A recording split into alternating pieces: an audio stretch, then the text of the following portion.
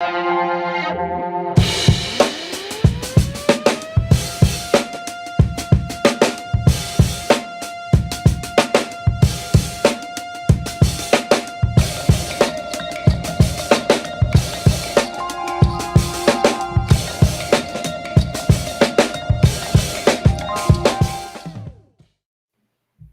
ho, ho. Said that like a pirate. Welcome, everybody. Yo, what's up, everybody? It's House Divided. It's post-Christmas. Hold on a second. I got to have lights. There. Oh. It's been like 4 or 5 days, Chad, and I'm just out of rhythm. You know, like it's not like riding a bicycle, but, you know, we're back. It's House Divided. I've got lighting now, so it doesn't look like I'm doing the show in the dark. I'm Jeff Ketch, and that's Chad Hastings.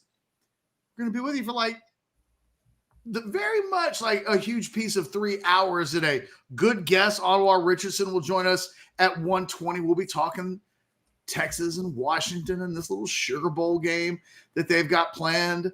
Speaking of the Sugar Bowl, our guy Roman from the Washington YouTube channel, who we had on like 2 weeks ago, right after the game was announced, he's going to join us today. We'll get some Washington side of Texas and Washington.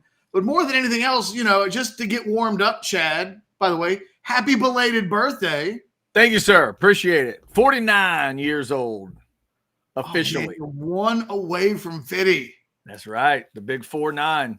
Yeah, it was good. Like at some point today, Blake, you'll have to come in once we get a larger number, and we'll all sing happy belated birthday to Chad. Wow. I don't want it to be a one-man show, but I feel like you and I and the power of the Specs chat can have a good birthday celebration. Some sports weekend we had wrapped around this little thing they call Christmas.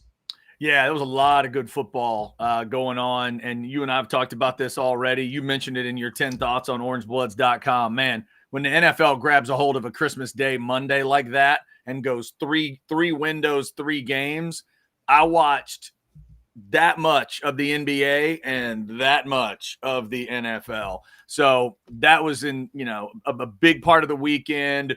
I'm sure you and I are still trying to process a little bit of what we saw from Cowboys and Dolphins. You and I have been watching long enough to know that that's kind of what we thought we would see.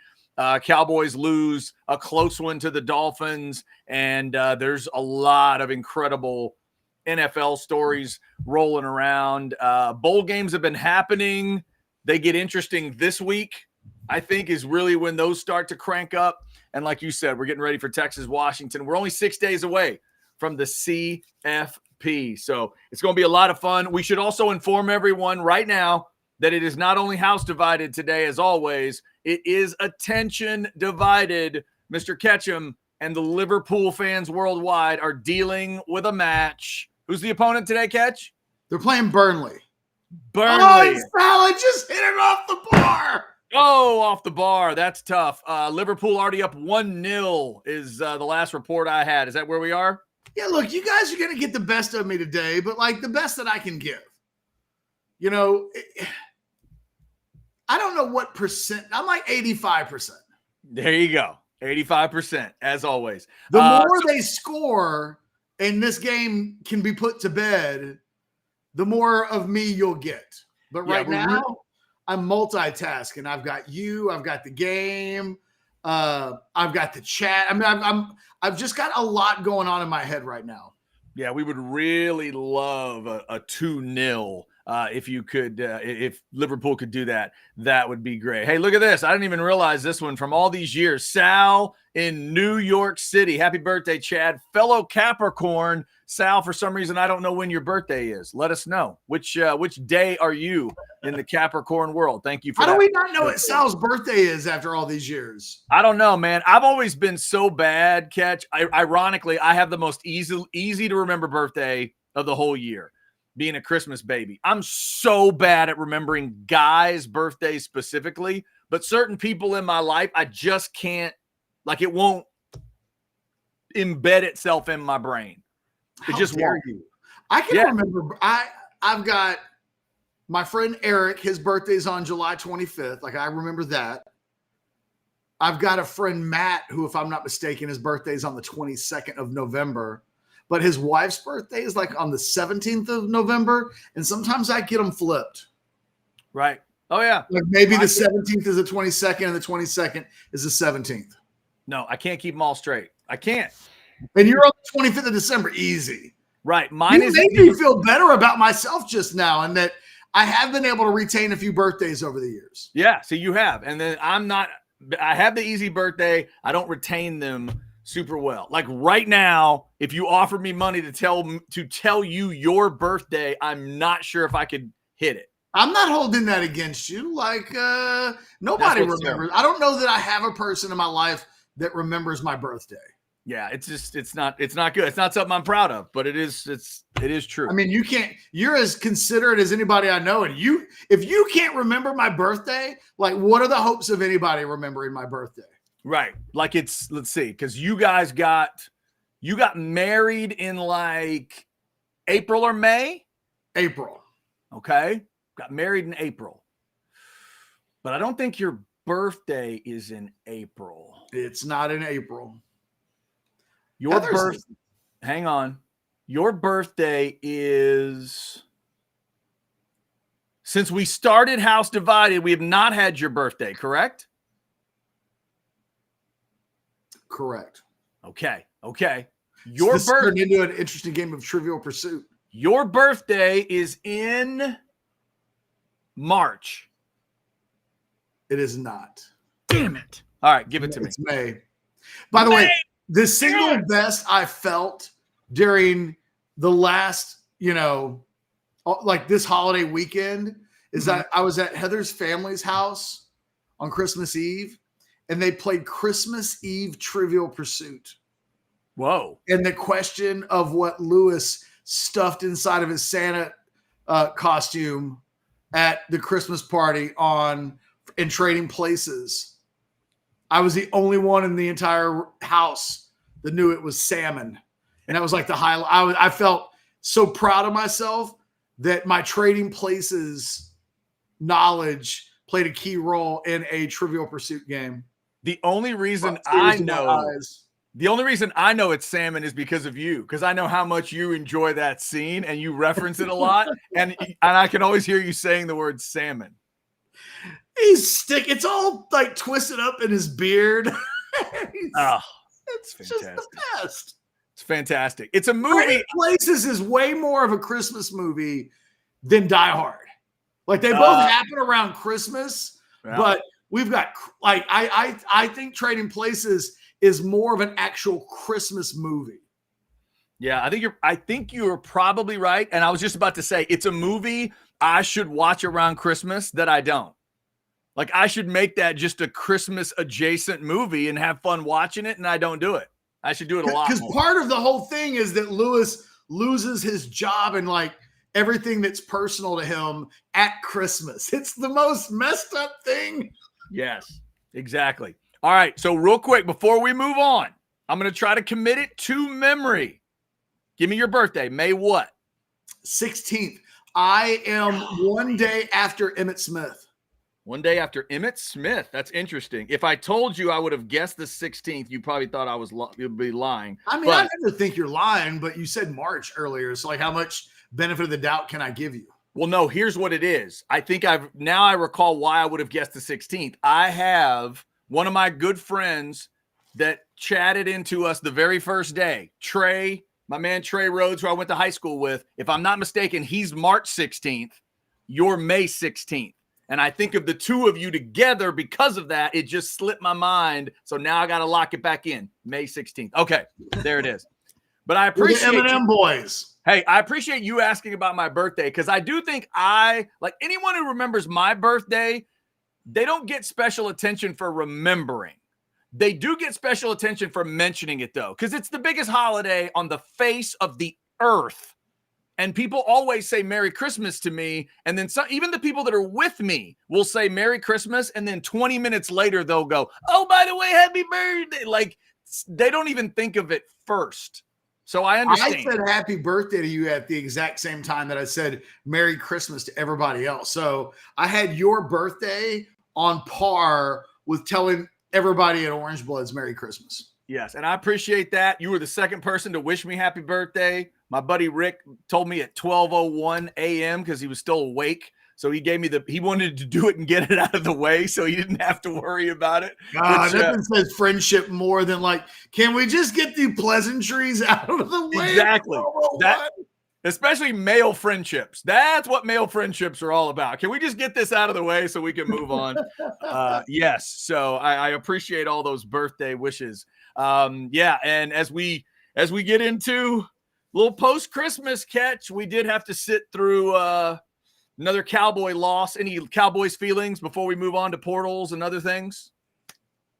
Man, the Cowboys are so cowboy-ish that I just found myself wanting Devon Achane to have some rushing yards. I know what I know what this Cowboys team is.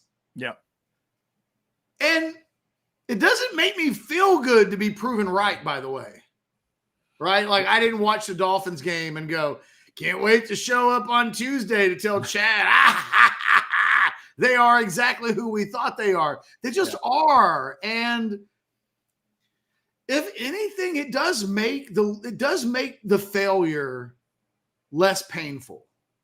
And I can't remember when the pain stopped being so painful.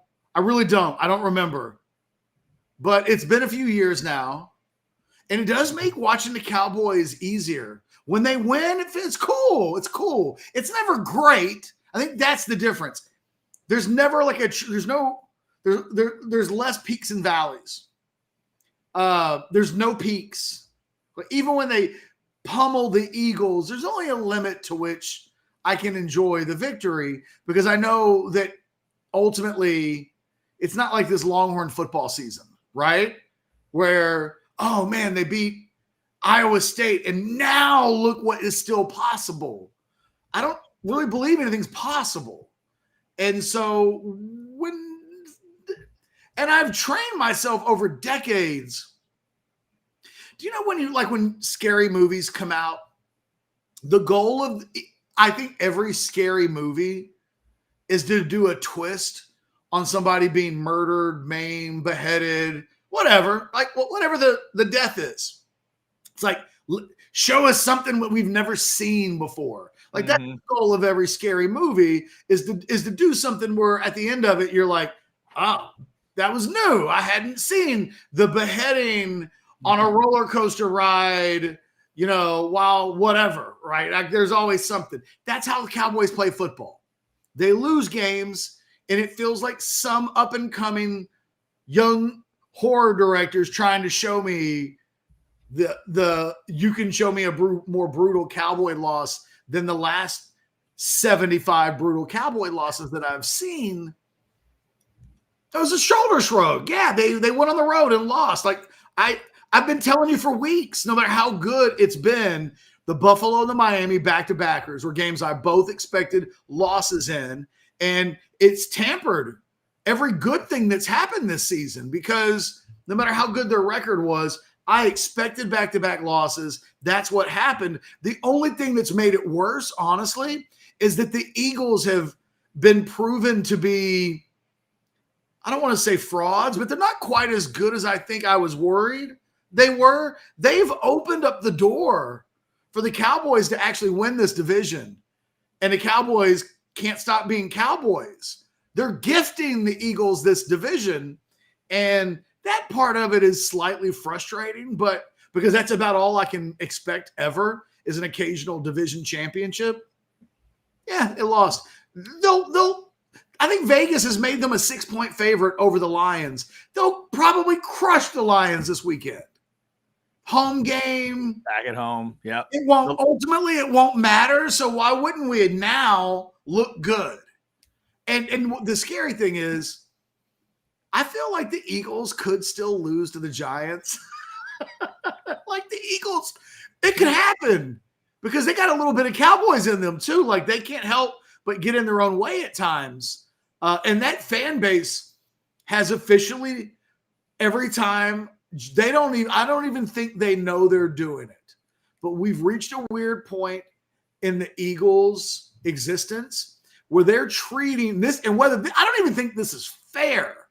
They're treating Jalen Hurts like Cowboy fans treated Danny White back in the day. They're expecting bad things to happen now. And they got into a deal yesterday where they're playing the Giants, where their fans were sarcastically cheering when they actually ran the football. Yep. And when Hurts has the pick six, and it wasn't even all his fault, his receiver falls down on the route. If you go to the fans in the stands, they're acting in like they're just the way they're treating Jalen Hurts, who's been really, really, really good over 2 seasons, but they're now in this weirdly forever scared stage that something bad's going to happen. It's fascinating. And oh, by the way, the 49ers got their ass kicked. If you ask me, I don't know if it's in buy or sell, but you've asked me a few times this season about whether I believe in the Baltimore Ravens. I believed in them last night. My God, they were good. So good. Yeah, they were. I picked them to win that game. I talked about that stat last week of the underdogs in Monday Night Football that had won multiple games. But now Lamar Jackson being 20-1 against the NFC, which is just stupid. And it doesn't really mean anything, but I guess it kind of does. And yeah, they wore them out. So there's a lot of great intrigue as we get to the end. By the way, here's a weird chat idea from Mark. Mark, I don't know if this will work, but Corey Seager needing to walk to Jerry World this weekend, hold the trophy in Jerry's face, WWE champ style, when you taunt your opponent. Yeah, I don't know if that's going to work, but whatever idea you got. Yeah, sure. No, look, I'm open-minded. Yeah, whatever idea that you've got. And you're right, Ketch, because, again, Seattle did the Cowboys the favor last week. Even with what we saw this weekend, if the Cowboys can just handle their business against Detroit at home, then it comes down to that last weekend. If they can get a road win to finish the season, and if the Giants can get a home win against the Eagles, a weird, fragile Eagles team like you just laid out, the Cowboys win the division. The Cowboys will get the division. It's not going to happen, but it could. It could. It could happen. Like I said, because of Seattle, it gave the Cowboys a loss they could have, which was last weekend. Now they just have to focus in and find a way to win these last 2. So we'll certainly be talking about that as we go on. If you're a Cowboys fan like myself and Jeff, and you're younger than us, we do feel for you because you don't have as much scar tissue built up like we do. It's so cute and naive. Oh, having hope. You got to have the hope. You got at this point, here's your hope. You hope that second playoff game that we all know is probably a loss, just hope it could be at home because the Eagles have opened that door. The Eagles have opened the door for maybe it being a home game. But, Jeff, now you have other things to consider. Detroit is a team to consider. San Francisco, how do all the seedings happen? Hell, the Cowboys still could get the 1 seed. Theoretically, yeah, I mean, let's not get carried away. Right. That's still, but the 2 seed's not a crazy thing to think about. It's possible. Who knows? No, see, you're now saying things out loud that I don't think about. Right. That's true. That we don't want to go that far. Maybe not that far. Can you get a home playoff game at that point? We should stop right there. We'll just stop right there on that. We're playing your Bucks in the first round of the playoffs. That's what's happening. It's going to be Baker and it's going to be Dak. Right. God help us. That's probably going to be the case. Cowboys at Bucks is probably going to be your first round playoff matchup. But then again, we'll see. There's still 2 wild weeks of the NFL left. And we've got 6 days left before Texas plays Washington. All right. Since we last had a show, Ketch, there's been some updates for the Longhorns in terms of acquisitions. You ready to go? Yes. Let's get in that portal. Let's do it. Get your attack positions ready. Fight.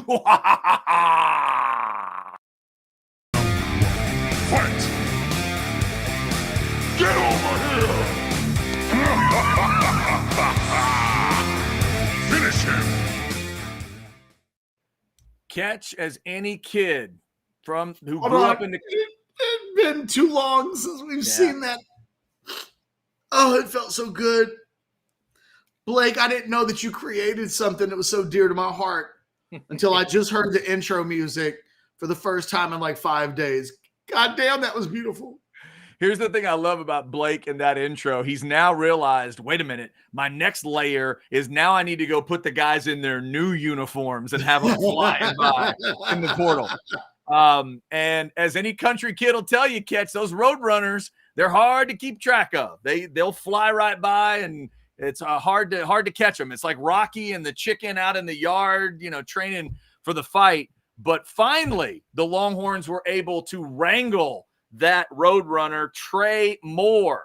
Let him know he's going Texas instead of Alabama or anywhere else. That's big. Texas gets an edge rusher that they're going to need in 24.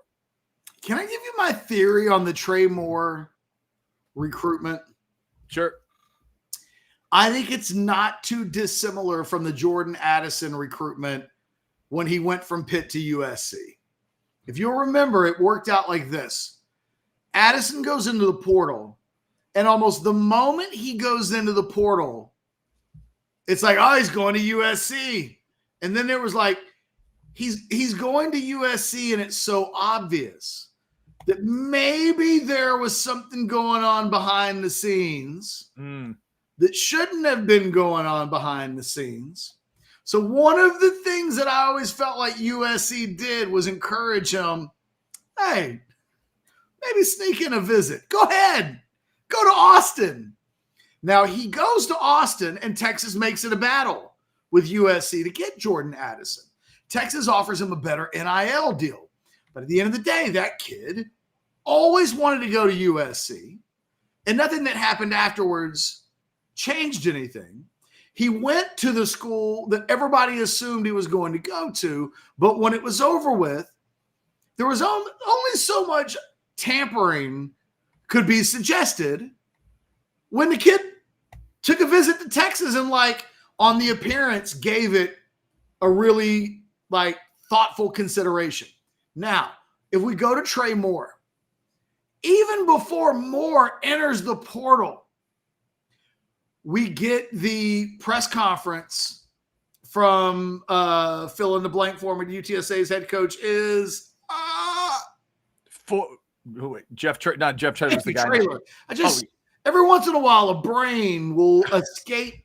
A name will escape my brain. Yeah. Okay. So we see the Jeff Traylor press conference where before anybody enters the portal, Traylor's like, some of my best players have had schools call high school coaches. And oh, by the way, those high school coaches call me and they let me know when you're thinking about trying to get word to my players that you might have an interest.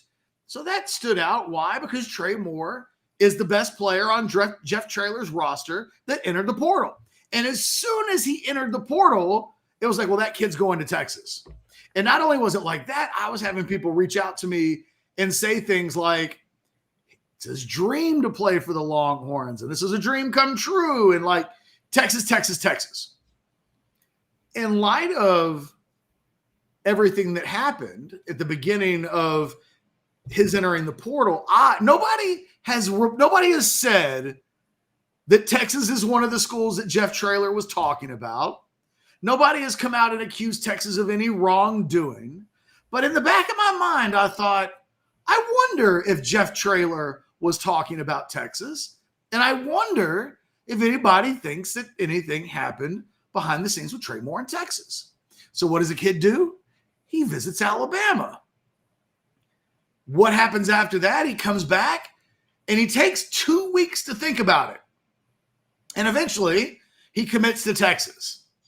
But it's a little bit like the Jordan Addison thing where even though exactly what everybody thought was going to happen 5 minutes after he entered the portal actually happened, it played out in a way where if anybody ever wanted to say, Texas reaching out to his high school coach and they had contact between whatever, it ended up being a tough decision where multiple schools were in the equation. And I think anybody allegedly doing anything behind the scenes would fall on deaf ears when everything looks like it was played between the lines. Because I think in the end, Trey Moore was always going to go to Texas. I do think this is like a dream come true for him. And the UTSAs of the world just have to come to a realization moving forward that if they produce Trey Moores in the age of NIL and free transfers, and oh, by the way, one of the real quiet things that happened last week was it being ruled that all multi-year transfers in football have immediate eligibility. So this idea that a guy can only transfer once and then he has to sit out a year if he transfers again, that's gone. So we're just in this age where UTSA is going to be a feeder for the big boys in the future when they have great young players. And Texas is going to be one of these programs that eats UTSA in these moments. And like, it's the new natural order. Like, it doesn't mean anything bad about either side, but Texas has the means and the wherewithal to be able to take, and UTSA doesn't have a lot that will protect it in order to keep kids to stay. Loyalty is only worth so much. And I think you look at a guy like Trey Moore, he enhances the Texas defense immediately. They've got a pretty scary looking pass rush set of options next year. We haven't really said this about a Texas team. God, I don't even know. Maybe 2000, like the end of the Muschamp defenses, maybe, where we've been like, man, Texas kind of scares you with their pass rush. On paper next year, they're adding Trey Moore and Colin Simmons. One led the NCAA in sacks this year. One is arguably the best edge high school player in the country, certainly the best edge player that the state of Texas has produced. I don't know. I don't really think of Myles Garrett as an edge player, although I guess he is. He's more of a conventional, just badass defensive end.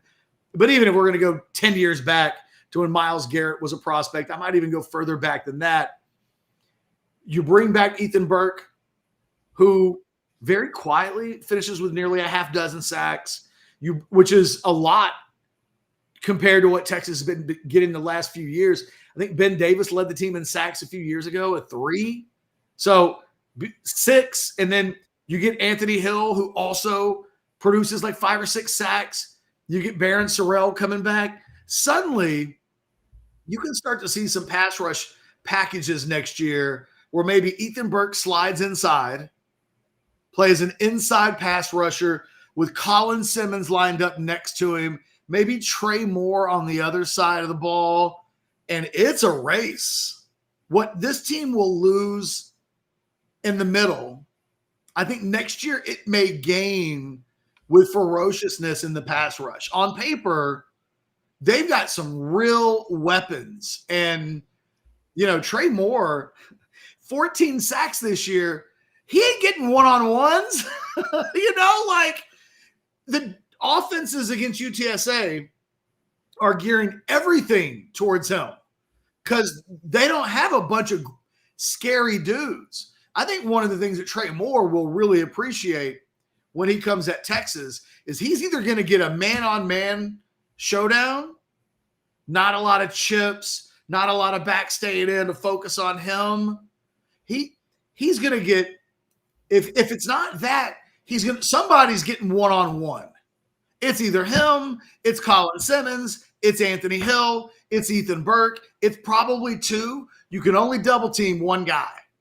Everybody else gets a chance to go. And it's part of the advantage I think teams, these ends have had this year. A guy like Ethan Burke, Barron Sorrell's been a much better pass rusher than the stats would indicate. He's got loads of pressures and not a lot of sacks, but he's getting man-on-man, very little he's never really having to worry about someone helping the guy that's trying to protect him. I think next year will be really interesting for Texas. I think they may be one of the more exciting teams defensively in the country on third downs. If you like sacks, if you like seeing quarterbacks get pressured, I think the addition of Trey Moore it can't be forgotten. It's in the same context as adding Colin Simmons. You're adding both. Adding one of these guys to any team's pass rush would enhance the pass rush in the future significantly. Getting both of these guys on the field, and you're not losing anything on the perimeter. You're returning all of your edge and your end players. You're having to replace what's inside, but you're only adding quality to what's on the outside. I think the Trey Moore addition was a big-time addition. And then we talk about the wide receiver they picked up the day before in Aaron Butler, a national top 100-ish Xavier Worthy-like. People get upset when you say poor man's Xavier Worthy, but that's kind of how I think of him, just like Matthew Golden. They have a lot of similar traits. I think it only adds to a stable of young – Texas has got – I wrote about this in my 10 Thoughts from the Weekend. They have as deep of a young stable of receivers as anybody in the country. They've got one proven guy. So it will be interesting to see if they go back into the portal to try to get one more receiver, and I think they will. Who that ends up being, I don't know, but I think they know more than we do. But, you've got Matthew Golden from Houston, and then a flood of first and second year receivers who all have a lot of talent, and Darwinism is going to kick in on some level. I mean, the best guys are going to play. And if you watched the Texas wide receiver rotation this year, the guys who aren't the best won't play. So I think it will make the competition in these bowl workouts going into the spring, going into the next summer, intensely competitive, because I think those guys have learned being in the top 5 does not mean you play a lot. So you better win your job at the Texas wide receiver position, maybe more than anywhere else on the field. I can't wait to watch that position, because the ceiling is the limit.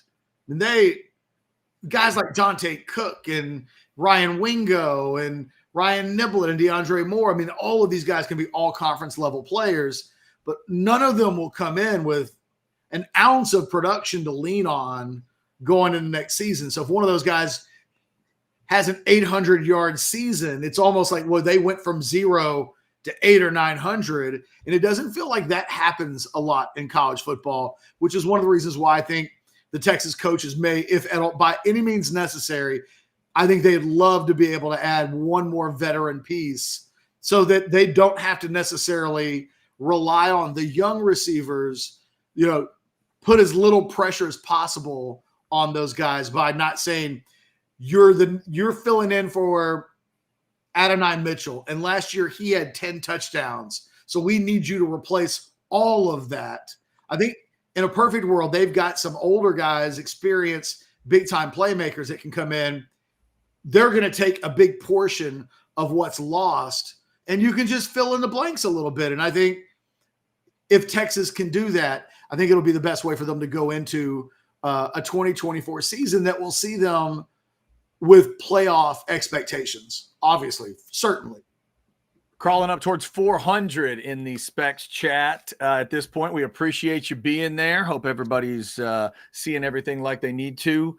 Somewhere during Ketch's comments, I think maybe some people were experiencing little issues. Hopefully everything is good there. Hopefully you're having a good day after Christmas. I think it's good. It's smooth now.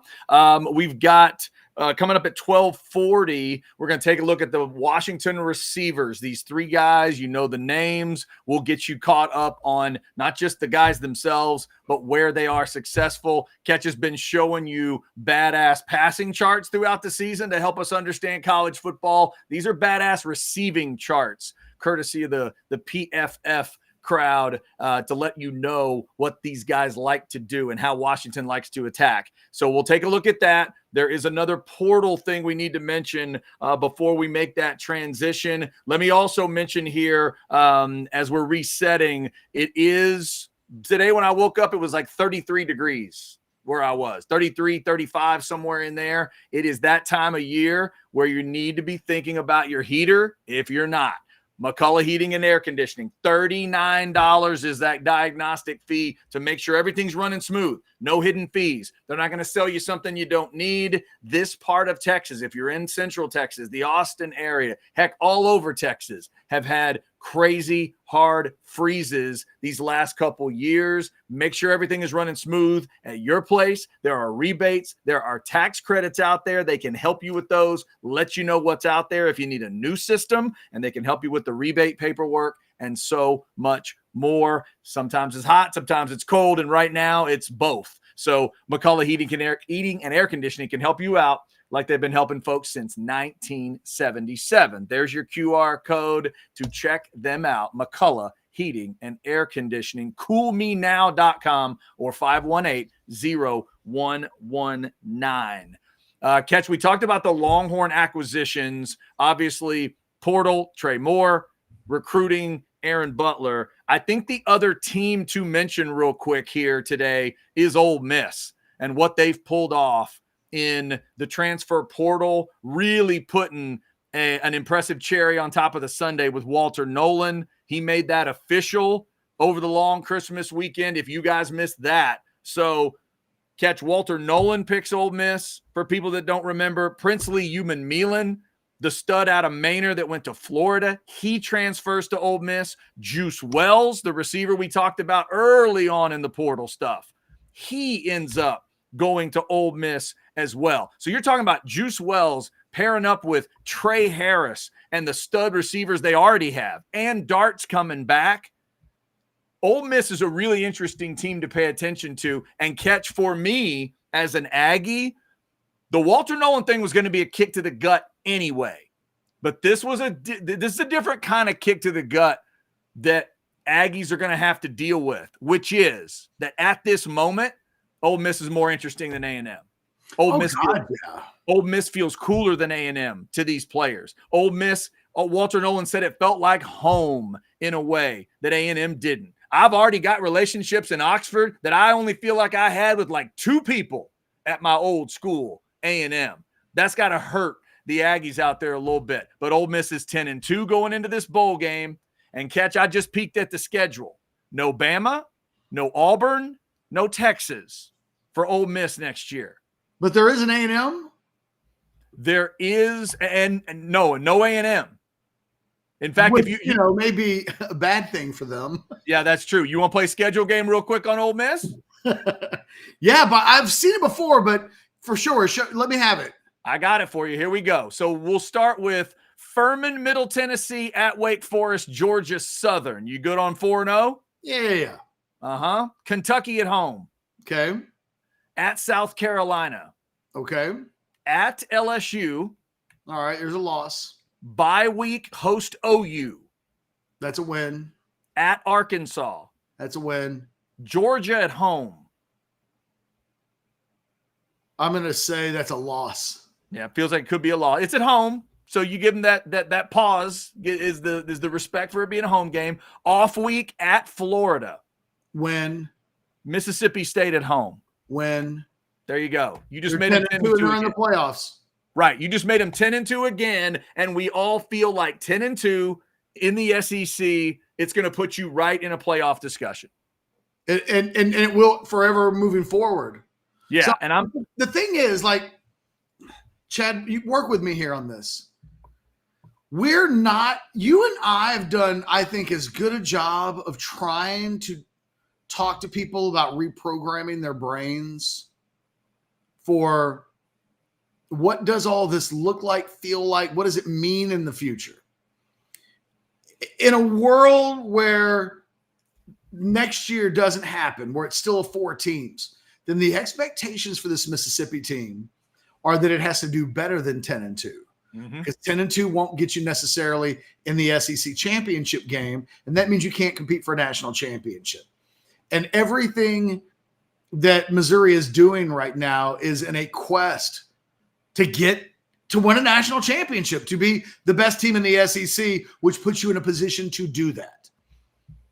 But moving forward, this is the thing. So, like, what if he goes 10-2 next year is what he did this year? But the difference is they'll be in the playoff. They might win a game in the playoffs. They might get to a national semifinals. And I think. And real quick, Ketch, in 2024 SEC, does 10-2 get you to Atlanta? Maybe. Could. I mean, but there's I don't know. Guarantee that it wouldn't this year. Not this year. It's one of those where maybe, but there's certainly no guarantee. But what it will do is, I think, at 10-2 is getting you into a playoff if you're in the SEC. It'll be a team will feel like Florida State if they go 10-2 in the SEC and aren't in the top 12 of teams that get into the playoff. Mm-hmm. So I think it's really interesting because I don't know that a lot will change with with Mississippi. I think they could finish with the exact same kind of regular season they just had. But in that instance, Lane, you're pretty good, but you're not good enough to play in a game that matters. You haven't played in an SEC championship.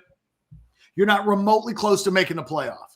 But if all they do is what they did this season, and on paper they look like they're going to be a better team, then I think moving forward, we're going to start saying things like Lane Kiffin's one of the best coaches in college football, and we'll start looking at things like 10-2 seasons and appearances in the 12-team playoff. It's going to be like that's – I don't know how to completely equate it to college basketball, but, if you make enough Sweet 16s, suddenly you're one of the better coaches in college basketball. And nobody ever says this guy's a great coach because of what he does in February and January. It's about being able to create success in March. I think just getting to the tournament is going to be a massive accomplishment. Just think about this for a second. If there were 12 teams in the playoff this year, who gets in, Chad? Dilution. Right now? Yeah, if this were a 12-team playoff, who would have got in this year? So let me pull it up to see who let's see. It would have been, hang on. This year, it would have been, the team left out would have been OU at 12. Liberty gets in. So, yeah, we know the 1, 2, 3, 4. And then Ole Miss would have been in as the 11 seed, by the way. Biggest accomplishment in football and almost in school history. This year, the first time they make it to the playoff, it's the biggest accomplishment in school history. Mm-hmm. Give me some more. So Ole Miss would have been the 11. Liberty was the team, the G5 that would have gotten in. Penn State gets in. Hey, stop. Biggest accomplishment for Penn State in football in 30 years? They haven't remotely been in a playoff conversation. Yeah, I was trying to think now they're in the playoffs. And again, it's the kind of thing that changes the way we look at a James Franklin. Nobody really respects James Franklin and Penn State right now. Yeah. But if they get into a 12-team playoff, it's a notch on the resume that's just – it will change the way we start viewing. If James Franklin is able to get, let's say, Penn State to playoff spots in 3 of the next 4 seasons. They don't win. They don't do anything, but they get there. Suddenly, James Franklin is a coach that if you hire him, he's proven to be able to get his team into the playoffs. And it just changes the narratives of all the way that we talk about these coaches. And I think Lane Kiffin and a guy like James Franklin have a chance to benefit from that as much as anybody in college football because they live in no man's land. Their teams have been really good consistently, but Ohio State and Michigan. But moving forward, they're going to be in playoff games. And hell, all it takes is a 1 win in the future in the playoffs, and it's like you've enhanced your reputation. Now you're in the quarterfinals. Now you're in the semifinals. And I think that, And I think Steve Sarkisian, this will help Texas as well. They're going to have top 5 rosters in the coming years in college football, but that doesn't automatically always translate to making the playoffs. This year, only Texas and Alabama of the top 5 teams in college football from a super blue chip standpoint, they're the only 2 teams that made the playoffs from the top 5. And I've always said, if you're in the top 5, you can't just say, well, we should be in the playoffs. There's only 4 spots. And somebody in the top 5 at a minimum has to get left out when there's only 4. So it's hard to say you should absolutely be in the playoff. But moving forward, well, Georgia would have been in. Ohio State would have been in. Yep. Only A&M of the top 5 would have been left out. So moving forward, being able to not have to be in 4, but to be able to squeeze into 12. I mean, I think we talk about Lane Kiffin, we talk about Jimbo, but I think Texas will benefit largely from that as well. There will and 2 of the next 4 seasons, Texas will make a top 12 in the playoffs when in previous to a 12, they wouldn't be in at all. So, I think there's a list of a half dozen teams that this really aids. And I think Texas will be one of them. And I think, quite frankly, Texas A&M has a chance to benefit from that as well right now, while they still have a very healthy amount of talent on campus. They've got a quarterback that can stay healthy. I think they're going to like and trust. It really comes down to, is Mike Elko as a coach as good as everybody thinks he is? Because I think, again, he don't have to be better than Georgia and Alabama. He has to be better than whatever's sitting at 12, which this year was a kind of a fraudulent 2-loss Oklahoma team.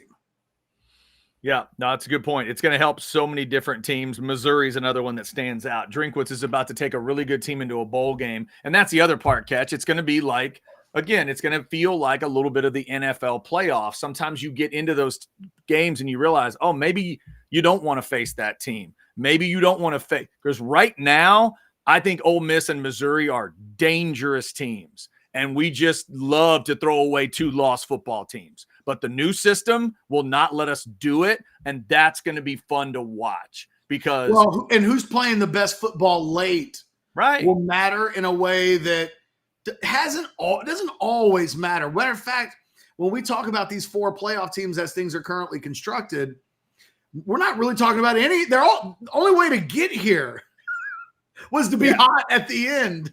Yeah, it matters sometimes, right? Like, here, good example. Go back to that famous 2014 season. What if that TCU team factored into a playoff? They were white hot at the end. Remember how they finished? They were stomping people at the end. They didn't do what Florida State did. They didn't have big injuries. They were smashing teams left and right. And if they had had a chance, and ironically, they beat Ole Miss, I think, in that bowl game and embarrassed them. But if they'd had a shot, I don't know anybody that wanted to mess with that TCU crew. Who would have been the team this year? Is it Missouri and Ole Miss that at the end of the year, if it was a 12-team playoff now, who is 8 through 12 that we would say, watch the hell out, don't let them win a game? Right. I mean, starting with 8, I think Ohio State would be 7. Oregon's 8. I mean, the Oregon team right now, I understand they've lost twice. You wouldn't want to play Oregon, would you? Right. Don't tell me they're not good. They'd play Missouri in an 8-9, and that's a wild matchup. The 10 is Penn State, the 11 is Ole Miss, and 12 is that, X Factor Liberty team, and who knows what they would do. But Florida State's the 5, like you mentioned. Florida State, who gets left out. Georgia would be in there again. Don't tell me Georgia's a terrible team just because Bama beat them in Atlanta. Like, there's going to be so many valuable teams still involved. And Ketch, back to your coaching discussion, it also enables these guys to kind of pump their programs up and get proper credit for what's going on. Because I don't know if right now, I don't know if Lane and Drinkwitz are getting full credit for what they're doing, because we like to say, well, you lose 2 games, you're nothing, you're garbage. But by next year, when it rolls around, those 10-2 teams are really dangerous. It's got to be like what it was when the NCAA basketball tournament went from 32 to 64. Mm-hmm. Yeah. You know, because it was like, God, man, if you don't win the conference, you don't make the tournament. Yeah. And how many good teams in college basketball back in the day? Imagine being in the old, you know, the Pac-10 before it was the Pac-12 and UCLA's, and, you know, in your conference. Right. So oh, yeah. The NCAA tournament because they have Kareem every year or Bill Walton. Yeah. No, And there's then the moment they open it up, it's like, oh, well, now we're in. Now we got to win 5 games, 6 games, and we can do anything. And I can't say it enough. People haven't fully been able to wrap their heads around what this is going to do to the sport in so many ways, but it's going to absolutely enhance the profile, the success, and the way that we view coaches who, as they've currently been discussed and treated as failures. Kiffin's one, and again, James Franklin's another. I mean, he never has Penn State in the Big Ten championship game, but he's always got them at like 10-2. Right. And the other thing we'll find out, Ketch, we'll find out if it's a manufactured 10-2 or if it's real. Because I'll argue James Franklin has 10-2 teams at Penn State that I don't think are that impressive. Oh, no, but they would be in currently. Right. They'd be in, but then we'd get to see, okay, based on what you just played, based on that schedule you just played, can you really compete? It's almost like an NFC South team in the NFL. Are you really going to be able to compete in the playoff? And we will get people who at some point will say, oh, we just had a 12-4 match or 12-5 matchup. Georgia might just beat the shit out of Penn State. Yeah. Right? If it was this year and it was something like that, we may come out of it. And one of the games might be 59-12. And there will be occasional beatdowns. But I think the net game, that 8-9 game that wouldn't otherwise exist, it ends up being a 31-30 field goal ending kind of classic. Like we don't get that now. And we'll have to survive a couple of either Georgia or Alabama or Ole Miss, like beating down somebody. And we'll go, oh, they put the wrong team in, or there really weren't 12. Okay. Yeah. That's part of it. We get 1 versus 16 in the tournament too. Sometimes those 1 seeds. Hey, I watched Miami play Texas last year, right? And you start thinking about the seedings and everything. And it's like, sometimes these teams are really good. Right. Get in. That's the whole point. That is real, and it's an actual system. And if they flip that 10 and 11 like you've talked about, and if it is Georgia Penn State, I agree with you. I think Georgia would wear Penn State out, but Penn State would get that opportunity. And I've also said this, Ketch, if we did have the 8-9 of Missouri, Oregon, I think that winner takes Michigan out. Just me. Maybe. I think that winner takes Michigan down. I love either winner in that matchup. It's wild to me that you're going to have to win them a minimum of 3 games. The first champion, we're going to think, man, they earned it. Yeah, imagine that. The first college football champion of our lives that earned, well, not of our lives, ever, that actually earned it. Can you imagine that? It's going to be wild. Yeah. Hey, Chad, we got a $50 super chat. So let's take this real quick. Thank you, Mark. For $49.99, we went right to you. Coaches' contracts include bonuses for making the playoffs. Do you think those contracts that provide provisions for expansion of the playoff field? Jeff Ketchum is the Alabama of sports commentators. Wow. Ooh, look at you. That's a compliment. I think making the playoffs is making the playoffs. Of course. And I don't know that, like, if Penn State's got something in there for James Franklin, they're going to go, hey, James, about that $250 that we have in your contract that we're going to pay you to make the playoffs, they'll gladly pay the bonus if they get in. Yeah. Oh. And now you can just build it, Ketch, because then you can just go make the playoffs, make the quarters, make the Final Four, make the championship game, win it all. Now you've got layers and you've got stages to it. It will feel more real. It'll feel like a team. And we've all rooted for this team. Ketch and I are kind of rooting for one right now in the NFL. You know what it's like when your team is good enough to win their division, but you just don't think they're getting past that. Yeah. Well, that's what we'll have in college football. You're either good enough to win your conference and maybe not go anywhere, or you're just fighting in a tough conference and you just may not go anywhere, but you get in. And that's key. You get in and you get a chance. And I would say moving now, forward, that will be viewed as a massive success. Right. In the same way that making the Sweet 16, if you do that in college, if I tell you nothing else about this Texas basketball season moving forward, other than when they get to the tournament, they're going to make the Sweet 16. Well, hell, that's only the second time in the last 15 years. Sure. No matter how they get there, no matter who they beat, if you make it to the Sweet 16, we will remember this Texas basketball team as being like a pretty roaring success. Yeah. That's what it's going to be in football moving forward.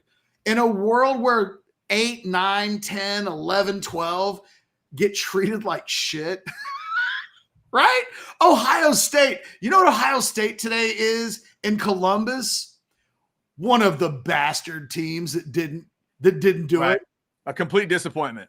They're one of the best teams in college football, but that season will never be remembered as any kind of success at all. They're a top 10 team in college football, and yet they're viewed as like an epic failure. That won't happen moving forward. I know people are nervous about it. This is healthy for the sport. This expands what we can reasonably account for as success. Yeah. No doubt. As it's currently stood, only 4 teams in the country get to say they truly had like a successful. Think about the way Florida State's viewing not being in the playoffs. It's like, oh, nothing mattered. Nothing mattered. Right. Yeah. No, they'd get a shot. And that is the beauty of their situation would be, hey, you're in. Now prove it. Prove it with a third string quarterback and a badass defense that if you beat everybody 6-3, we'll give you a trophy. And oh, by the way, all of these games will feature teams who have players who are staying for the bowl games, right? Florida State's whole team is left.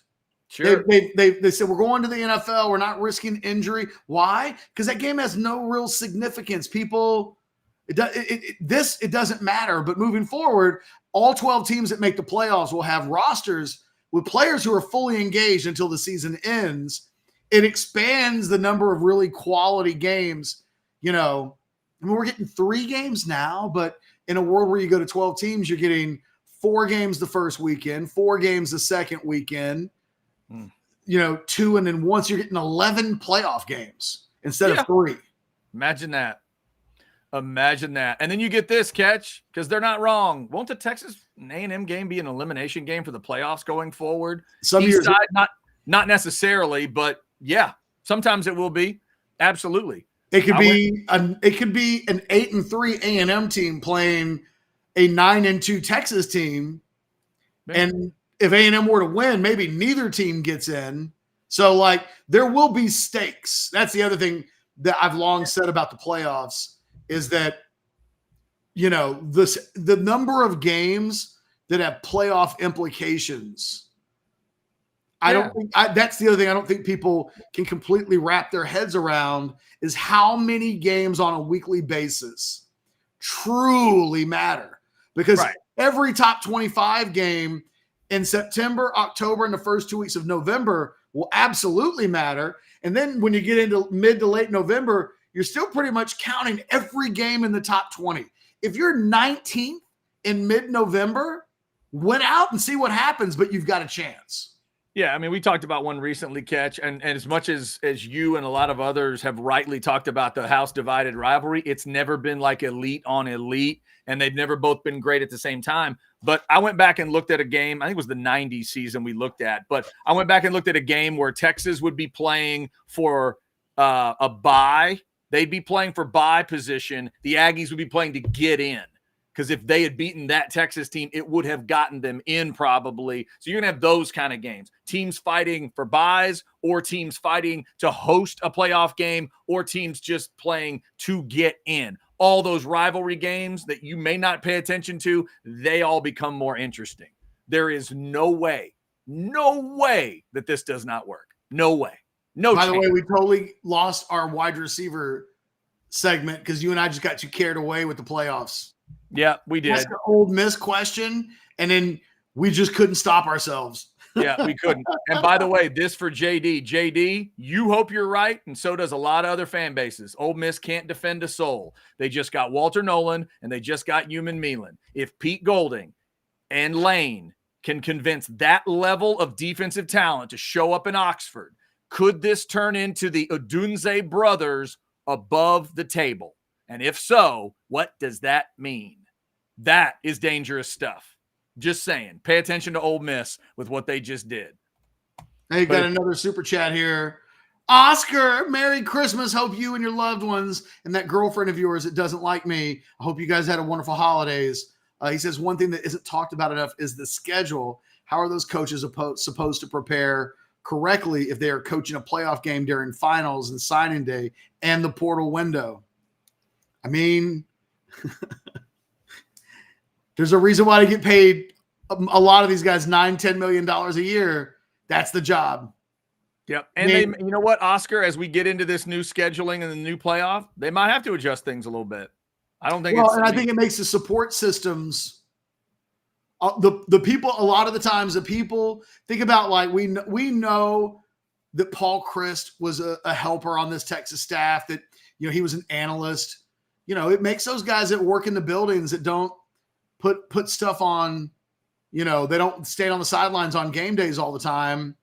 Their work for advanced scouting, work in the portal, work behind the scenes, and just tape evaluation becomes critical. I mean, Oscar, the answer to your question is your support system. Because if I'm not mistaken, Chad, I guess we'd have to see the way TV sets it up, but it's possible that tonight there would be playoff games, right? And if this were next year, there'd be playoff games this weekend. I think it's definitely possible, yeah. So, yeah, signing day was last week. So, yes, there would be. And look, Texas had practices every day last week. I mean, you know, Sark was multitasking big time.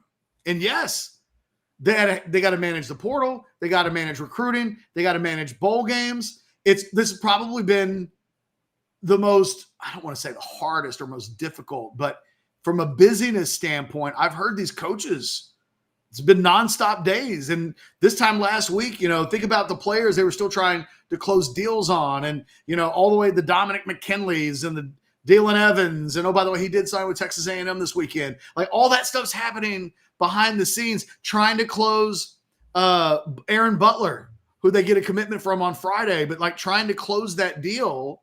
You know, like, that doesn't just happen. It takes work. And so, yeah, man, trust me, they will need support staffs in the future to help the coach, to help Sarkisian work his way through what will be blurring weeks where in the same day it's preparation for a bowl game and a playoff that's 4 days away, but I got to do this signing day press conference, and I got a guy who's announcing at 6:30 that he's flipping from A&M to Texas. I don't really want to deal with this shit. I'm trying to get ready for Alabama or Georgia or Washington or whomever. But like, they'll earn their money in December's moving forward. And the coaches that are able to best do that and have the best support staffs around to help them do that will probably be the most successful. And I think if you're Sarkisian and you're trying to tell Chris Del Conte, this is why it's important for us to spend money on Gary Patterson or whomever. Like, I think this week and how crazy it's been, and this was with trying to get a team ready for a game in a week from now, I think will speak volumes. And I think, you know, you're going to see continued investments from programs to help deal with some of this stuff. Oscar, thank you for the super chat. We got another $5 one that came in along the same lines with the new playoff format. Your opinion, will there be a 2-week or month delay for the first game to start, or will it start right after the regular season? That comes in from Kevin. I think the thought catch is that it would be a pretty quick start to those first round games, but I don't know. Maybe they would take a little time. It's something that they're going to need to look at. There's a lot of this we know they haven't figured out yet, and it's something they may have to take a look at when you're adding in playoff games into this discussion. Well, there's 2 extra rounds of playoffs. There's the soft quarterfinals, and then which is 4 games, and then there's the true quarterfinals, which is 4 games, semis, and then the finals. So it's 4. So one way or the other, my guess is you add 1 week on the front end and 1 week on the back end. So now the first round of playoff games would be this weekend, I think. I mean, I haven't seen any. You haven't seen anything certain, right, Chad? Like, no, we're not at a point where they've told us next year this is where the games will be on what weekends, and like I don't think that's happened yet. I don't think it has either. But I mean, I think reasonably we could think of, if you still want to end the season, you're ending the season in late November. That next weekend, championship games are extra critical now because they get you into the playoff. I think at that point, maybe you take the break of that next weekend and you're starting around the middle of December, and you go like middle of December, 20, whatever that would be, then a late December, January, and then the championship game's about the same spot. And you'd go like 4 straight weeks. But like you're saying, that if you go 4 straight weeks, signing day, if you don't move it, signing day is between your, as you called it, the soft quarters and the quarters. It's between the first round and that, you know, hosting of, or excuse me, not the first round and then bringing in those other 4 teams. That'd be pretty wild. Can't wait. Honestly, it sounds great. No, it'd be great. Last week was a hell of a lot of fun. Yeah. It sounds like an actual playoff system, which we have not lived long enough to see. It will happen. By the way, there's this idea. Look, I wrote it in my 10 thoughts in a weekend. Hadn't watched more than 5 minutes of a bowl game yet. Right. Because, but you know what? How many great games, if you tell me that there are, for 4 straight weeks, for 3 straight weeks at a minimum, I'm going to get multiple playoff games that matter. It's like the NFL. I love wild card weekend. I think it's a pain in the ass if you've got a good team. Well, I mean, like, did you watch any of Buffalo and the Chargers? No, because I went and saw the Von Erichs. I went and saw the Iron Claw on Saturday night. Okay, so bad example. But that's like the only game I missed. Not to walk into my question, but we visited some folks. I made sure that game got put on, and we watched that game because it mattered.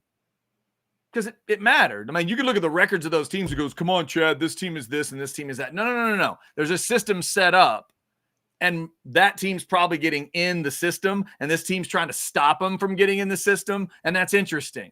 And that's exactly what college football is going to turn into.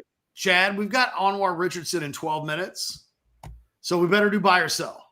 All right, you want to go first or second? I have questions today. By the way, there's 10 minutes to go in this Liverpool match. Okay. So you're getting as good as I can get. Like, you're asking me to ask questions and answer questions. Still 1-0? Yeah, they had a goal. Liverpool scored a second, but then they called it offsides, and I'm a little nervous, and just it's not as dominant of a performance as I would like, but I'm fine. Let's just play the game. All right. But I am gonna full on pass out if they give up a goal. Gotcha. Just so you know. And don't you bastards root for that. Yeah, please don't. Have heard me say I want to see what it looks like when Ketch hallucinates and like convulses on his desk. Don't wish that into existence. No, we don't want that. All right, you go first. Buy or sell number 1. We'll start with a little Texas Washington talk. In hindsight, Xavier Worthy having such a poor game against Washington in the Alamo Bowl a year ago will turn out to be a good thing for the Longhorns on Monday, because you absolutely believe in the revenge game. For number one's sake, I'll say bye. He's got to want to make that better, see that uniform again, seeing some of the same guys again. That's got to be important to him, important to Quinn, important to everybody involved to just get that taste out of their mouth. So, yeah, I'll buy it. Buy or sell number 2.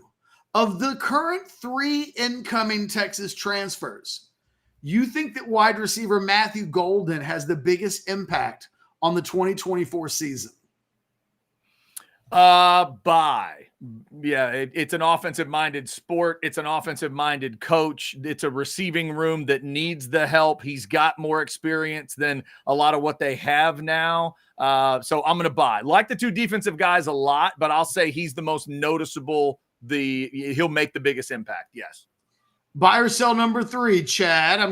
You and I may both have questions for each other that we've asked before, because I'm sensing one that if you haven't asked it yet, you may ask it before the week is over. Okay. Here we go again. All right. Divisional playoff round for the Cowboys only. No doubt about it. Division round only for the Cowboys. No doubt about it. Yeah, right now that's a buy. It doesn't feel like they're going to be able to get by it. I do think the Giants have a chance to grab the Eagles in New York, which could, there could be a path to get the Cowboys into a home game there, but we all kind of know what happens when they hit that round of the playoffs. The details do matter, except to this team. So I'll buy. All right, buy or sell number 4. A Christmas movie can't be great unless it makes you cry. Oh, sell. I don't need to cry to make it a great Christmas movie. No, I can sell that. I can still feel happy and festive and all that stuff. I don't need tears. Absolutely. Like, I think Elf is a great Christmas movie. Elf doesn't make me cry. That's true. So, yeah, I'll sell. Okay. Just, I like to cry during Christmas movies. And I was just wondering if at all if you have a special place in your heart. But I guess, yeah, I don't disagree with you. I do. I like that. Here's the interesting difference is, and reading your 10 thoughts and some of your feelings of favorite Christmas movies, there's a couple of the criers that I'm either haven't seen or I'm just not really into. Like It's a Wonderful Life. I've never seen it. So I don't know. Oh my God. And that's your favorite of all time. I know, but it's like, I've never seen the thing. So I don't know. It gets me in my feelings at the same time. Matter of fact, last night, after I finished my 10 thoughts in a weekend, I went onto YouTube and I must have watched 10 to 15 people reacting to watching It's a Wonderful Life for only the first time in their lives. And I would just skip to the final 5 minutes and it would make me cry and tear up and feel good. And I was watching these people go through this experience and telling themselves, I'm not going to get emotional. There's no way this movie is going to make me cry. And then by the end of it, they're gone. Oh yeah, that's great. Now there was one blonde woman, especially. I can't remember who any of these people were. She was kind of shit talking the movie. Like, what's the big deal? People told me this was going to be emotional. I don't get it. Then by the end of the movie, she was like uncontrollably crying, but laughing at the same time at how much crying she was actually doing. Right. That's great. All right. And finally, buy or sell number 5, a healthy Kerry Von Erich who never loses his foot and never has addiction issues would have won the WWF Heavyweight Championship in the early 90s. I see where you're going there, but sell. I don't trust Vince McMahon to make that a buy. He won the Intercontinental Championship. Nah, I sell. I don't trust Vince. Sorry. I don't trust any man that would have changed that name. So I'm gonna sell. By the way, is the Texas Tornado, that's not the worst that Vince ever did, right? Oh, well, God, no, not the worst. Let's not go down that road. Because I used to be a Terry Taylor fan. And when he came into the WWF as the Red Rooster, I was so pissed. Yeah, no, we don't need to go into that sewer of bad ideas. But yeah, I get where you're going, though, man. I would have loved to see a healthy version of him, a respected, healthy version go in and tear it up. That would have been fun. All right. Those are my 5. All right, here we go, Ketch. Buy or sell number 1. As of today, it is UT minus 4.5. You got Texas winning, but not covering. Sell. I think they're going to cover. I said earlier, 38-28. I think this is going to be a game that Texas eventually wins. It'll be a really good game, but I think Texas is going to separate late about midway through the 4th quarter. All right. Buy or sell number 2 to the Cowboy Truth. Cowboys and Philly win out. Philly wins the division. Buy. I think that's probably right. Okay. Buy or sell number 3 back to Texas. Quinn Ewers, 300 plus through the air and 3 or more passing touchdowns against Washington. Buy. That's exactly what I think is going to happen. You're talking about a Texas team right now that will be facing a Washington team that gives up a lot of yards. They can be had. They don't rush the passer well. I was talking with Anwar Richardson earlier this morning on our Overreaction Tuesday show, brought to you by the guys over at Rogue Shop. Shout out to Richard in the game. I will be making my next Rogue Shop order before today is over. I need some product, Chad. I think that this is just a really good matchup for Texas. So I think Quinn's going to have a big game. All right. Buy or sell number 4. Ketch, we got a couple bowls coming later. Texas State and Rice and Kansas and UNLV later on. You'll take Texas State and Kansas to win. Sell. Rice is actually a really good team. I'm going to take the Owls. Okay. Woo! Woo! Woo! Woo! Give me the Owls. Like that was an owl as if it was Ric Flair. I really enjoyed that. And speaking of buy or sell number 5, you saw the Iron Claw. It's so good. Oscar folks should care and movie people should go see it. It's a fantastic movie. And I don't know, I was a little worried that the muscled up Zac Efron and Jeremy Allen White turning themselves into athletes would cause the actual movie part to suffer. And it just absolutely doesn't. Having that quality of actor in the movie to tell the story, it at that point, honestly, they nail the emotional piece of the movie to such an extent that I almost, hey, just give me, you could have given me like 750-pound actors. We could have just pretended that they were wrestlers. Having really good acting in that movie is what puts it over the top. Because if you've got an unbelievable story to tell, and we know that the Von Erich family does, then everything else comes into place in a way that, you know, you can't make up what is actual reality in the Von Erich story. And by the way, Liverpool just scored. It's 2-0. It's late. There it is. Exhale. Exhale. I'm good now. I forgot what happened. Are we out of questions? Is that number 5? We are done. As long as what is it? The Reds? Do you call them the Reds? The Reds, yes. What is it? The Reds. As long as the Reds are going to win, I'm good today because I could tell the nervousness has been on your face. So now the rest of the show, Ketch can pay attention. And I'm actually looking at you now. Feel good. Now he sees me. The whole show, I've just been watching the game and talking.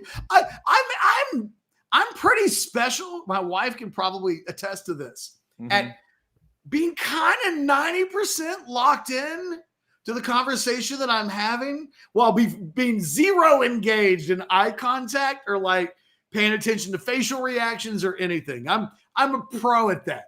You definitely are. I could have been naked this whole time and no idea. Never known. I could have had no shirt on. Double fisting like the birds at me. You could have been smoking Rogue products. He would have had no clue. I have had my eye on the chat though. Yes, that's good. That is good. Up almost to 400 folks in the Specs chat. Before we get to Anwar Richardson of Orange Bloods, let's get a couple things taken care of. First off, you see that Specs rabbit in the lower right corner. Let's give Specs the love. We're headed towards New Year's, which means your New Year's Eve parties, more game watching parties coming up. So let's hit you with 15 seconds of Specs. Remember, they're your place to get stocked up. You're needing. Specs same-day delivery can save the day with our Specs app or online shopping. From world-class wines to hard-to-find spirits and craft beers to gourmet foods, delicious snacks, and spectacular sweets. It's Specs. Cheers to savings. Shout out to Specs, specsonline.com. The Specs app can get you all hooked up. And one of the things that I can definitely tell you can get at Specs is Deep Eddy vodka. I definitely mix some Deep Eddy vodka into my Christmas. I'm into the simple stuff. I'll do some like flavored sparkling water and just mix it with the flavor of Deep Eddy. So you kind of pair it up. I'll do a lime with something that sounds good. Do the peach with another one that sounds good. It's fantastic. There's 8 different kinds of Deep Eddy vodka. And you see that beautiful building right there? That's your QR code to find out more about not only Deep Eddy vodka, but the Deep Eddy vodka tasting room out there in Dripping Springs. Thursday, 11 to 7. Thursday and Friday, 11 to 7, I should say. Saturday, 11 to 5. Sunday, 12 to 5. Go check them out. The Deep Eddy Vodka Tasting Room with that lovely Crimson Creek Smokehouse barbecue right there on site. It's a great time for friends, family, maybe a late holiday party. Maybe you got to do a belated Christmas exchange. It's a perfect place to do it. Deep Eddy Vodka and that tasting room out there in Dripping Springs. You know what I did for a gift, Chad? What'd you do? $50 Specs gift card. Ooh, that's I put that into the white elephant. Oh, that's good. People were stealing. Dude. People were stealing, and then they were getting their hearts broken when it would get stolen. Because I did that thing where I put the gift card in a little package. So everybody's got their big presents.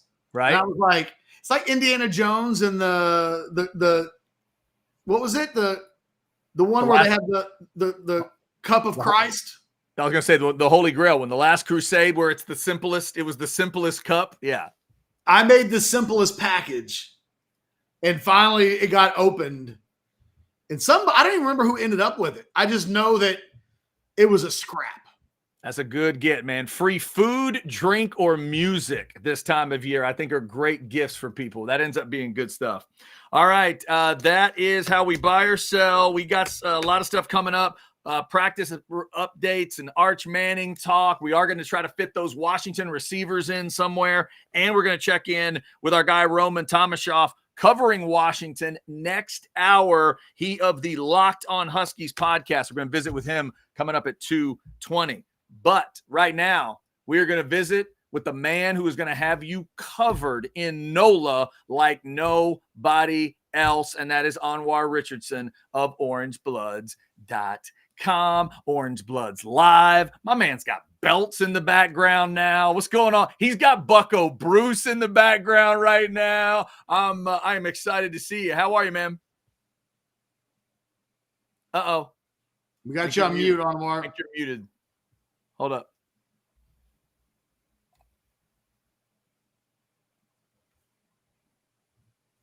Yeah, we're still not hearing him. It's going to be a lip reading segment. Still not hearing. We can't do that. I'm not that good after the holidays. I think he just told me to shut up. That's not good. I read damn it. There was a damn it. I'm sorry. We are not hearing. I think you. bullshit just got said. Yeah. Okay. Let's see. All right, Blake, let's take him out of there and see if we can get maybe something figured out. I think I'm quite the lip reader. Yeah. You know, add that to my list of talents, but I'm pretty sure damn it and bullshit was said. Okay. So we're going to do that. We're going to see if we can get Onward to reset and everything. But I did dig the background today. I haven't seen the belts before, and little Bucko Bruce helmet in the background. Anwar's well, that's all you really care about. Yes, right, exactly. It's like, oh my God, he's got some Tampa Bay Bucks gear in the background.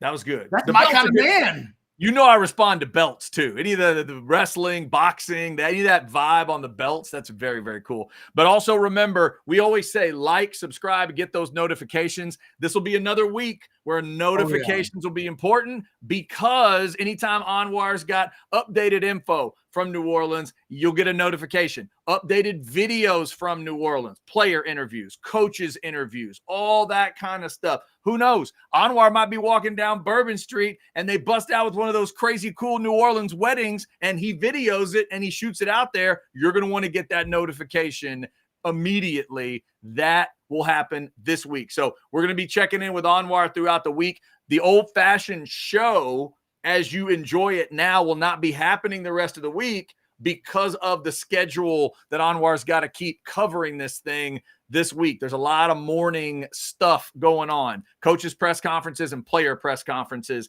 So he'll be covering it for you. So obviously you're going to want to check out orangebloods.com. Get signed up if you haven't done that. 6 days till the game. And here on Orange Bloods Live, we'll be getting you the very latest. Just get those notifications and you'll find out what is going on. So apparently we have, I don't know, maybe a technical issue or two with Anwar getting it figured out. Probably appropriate, Chad, because not today. Today was fine. But in the previous couple of episodes that I've done with Anwar and Blake, maybe it was like the same thing. We were having audio issues. All right, here we go. Let's see. No, you know what? You know what it is? I did the thing where my microphone was off. I was like, I'm going through all the checks. I'm rebooting. I'm like, this is some BS. And I finally looked down. I'm like, you had no blue light. Because you know what? Because you know, sometimes when you put it in here, it just switches off, and then it just switched off. Is all it is. It's unlike like many men. Once you put it in the hole, sometimes it just switches off, and that's exactly what happened with me today. Story of my life. Man is about to turn 50, Anwar. Story of my life. So, all right. So these are fantasy football belts over here, Chad. And they were asking about that. That's nice. So this is back when I actually cared about championships and showing up with all the arrogant stuff actually meant something to me. Mm-hmm.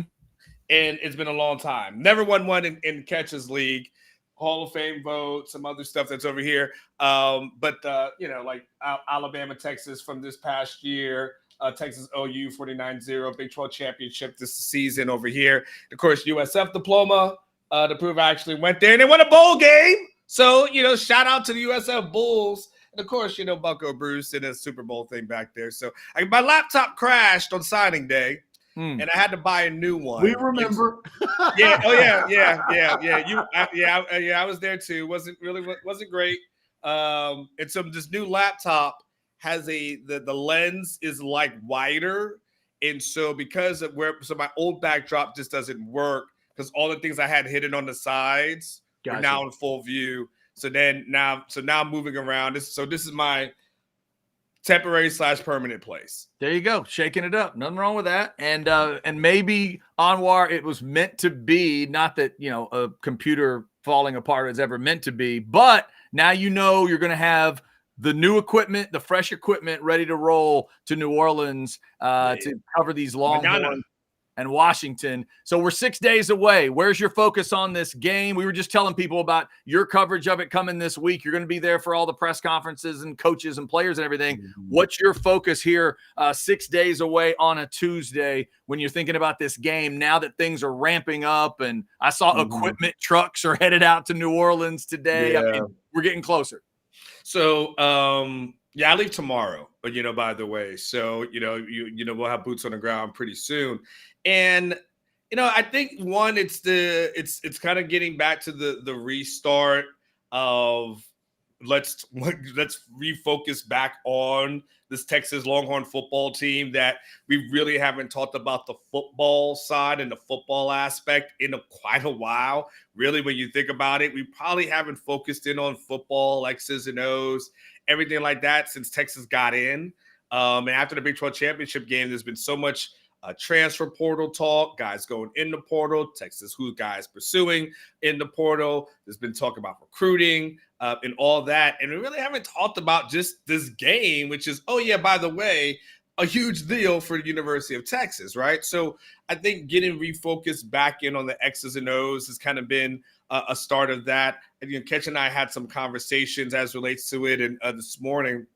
And if you missed it, Overreaction Monday, we had that there. Really starting to think of the different things to focus in on, which is this Texas offense versus a Washington defense that statistically has not been that good. This season, a Texas offense that has faced good competition, been tested and been able to pass those tests. A Quinn Ewers who, seemingly when there's been some big games that we've seen Quinn step up when Texas has needed it the most, especially, this season.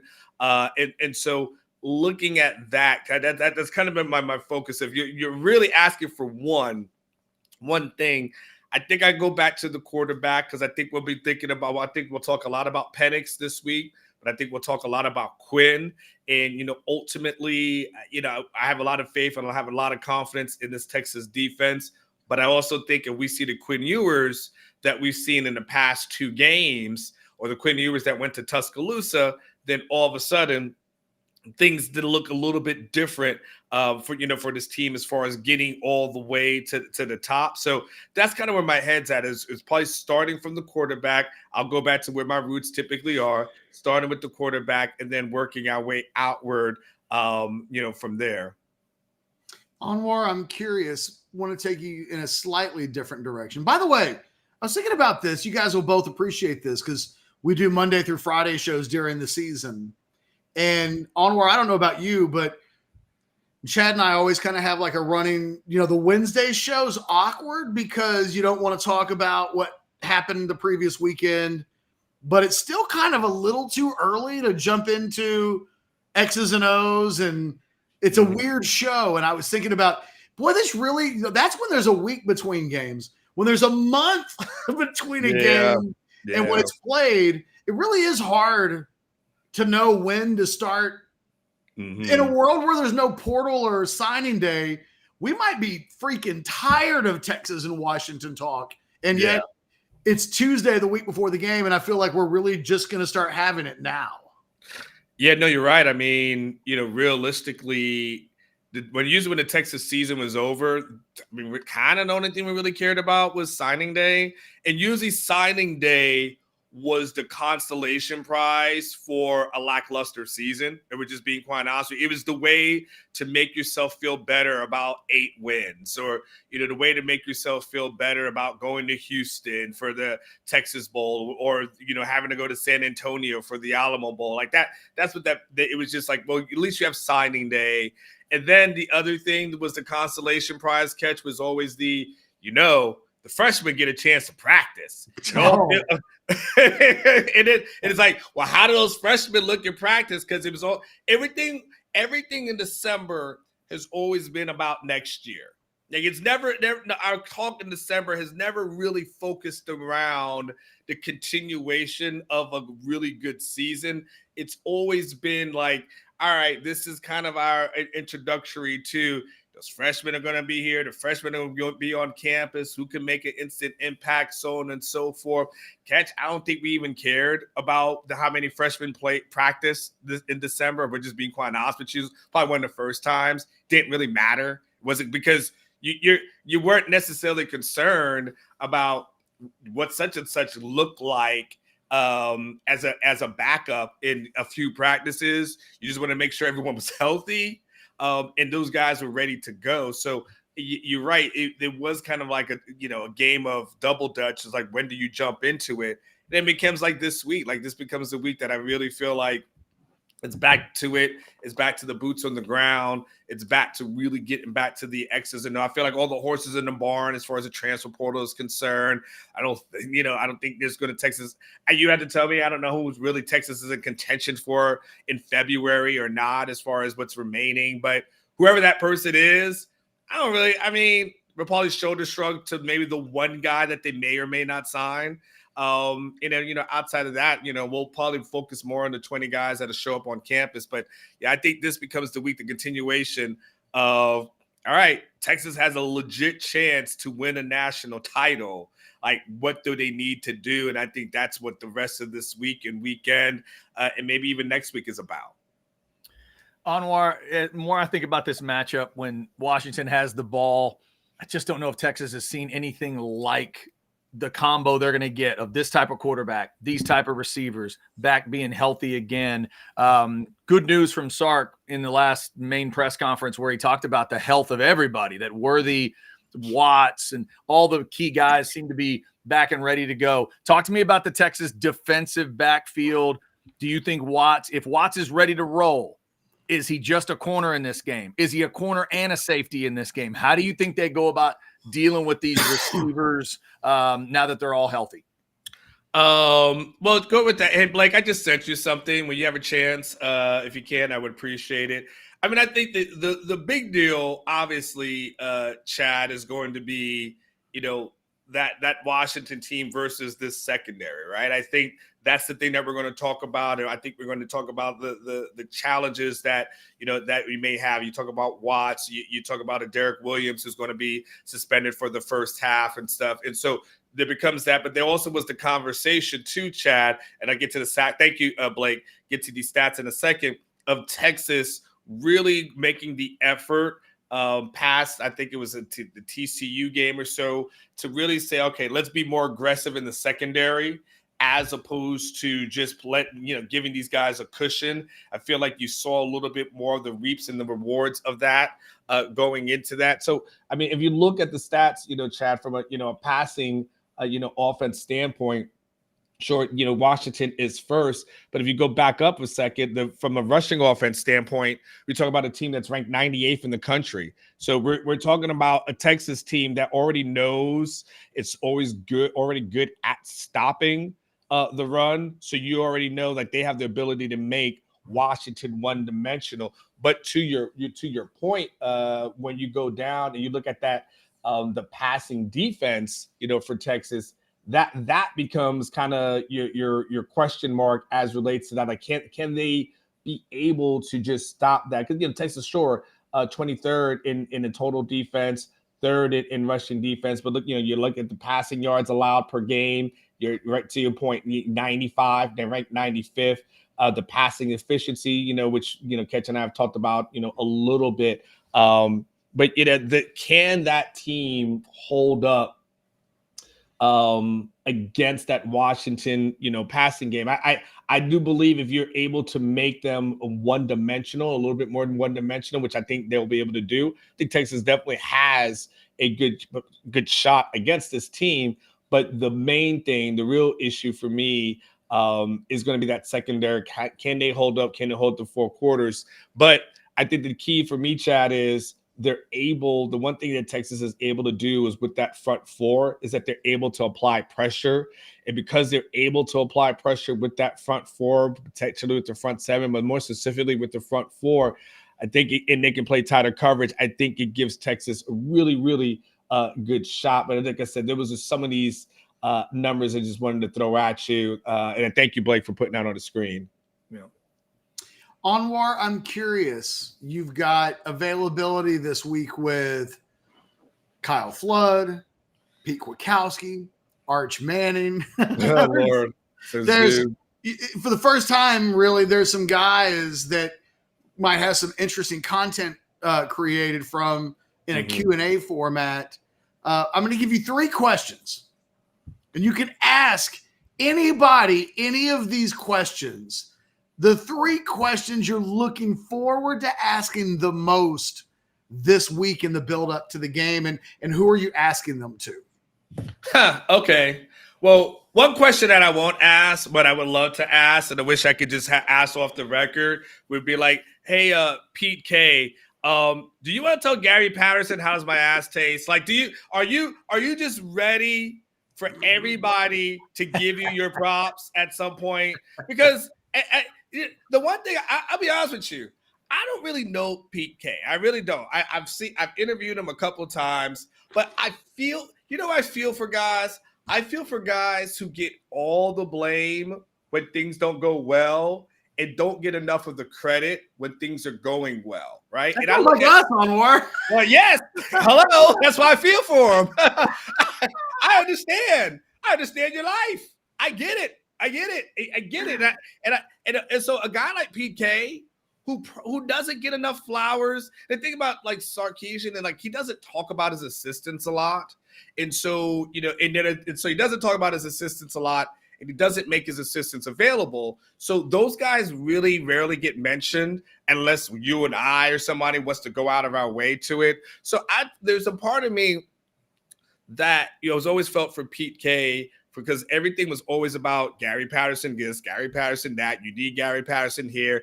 Is Gary Patterson going to be the next defensive coordinator? I mean, that was the hell of the thought. Ketch, going into last year, people were asking us, when Pete K gets fired during the season, does Gary Patterson become the defensive coordinator? And so that was a talking point for so many Texas fans. So honestly, how he's been able to develop these guys into really productive guys where we start looking at a defense. Ketch, a few years ago, we looked at this Texas defense and we started wondering, can any of these guys ever go pro? Now we're looking at this defense and saying to ourselves, like, oh, snap. A lot of guys on this team have the potential to go pro at some point, whether they're older or younger. So there's a conversation to be had with Pete K as relates to that. Oh, if they make coordinators, dude, would it make all coaches available? Because if all coaches are available, that means Jeff Banks has got to be available, right? You would think so. Ooh, theoretically, yeah. There's got to be a Jeff Banks questions in there that if he says something, he's going to say something that is probably going to be regrettable, that Sarkisian is going to get ticked off about, that having to address at some point, because Jeff Banks just doesn't have that kind of filter within him. So I don't know if he wouldn't be a one I'm dying to talk to. Kyle Flood, I think, is a really good guy. I'd really be curious from a Kyle Flood perspective. I'm sure there's something in there to be said as far as there's nothing sexy as far as what I would like to ask them, but they've been able to run block effectively, pass block effectively. So there's probably something in there for Kyle Flood that I would like to ask. I would need a little bit more time to think about that. I take time to think about my questions, Ketch. So that one's a little bit tougher. And did I say there were going to be assistant coaches? I can't remember if I had any assistants.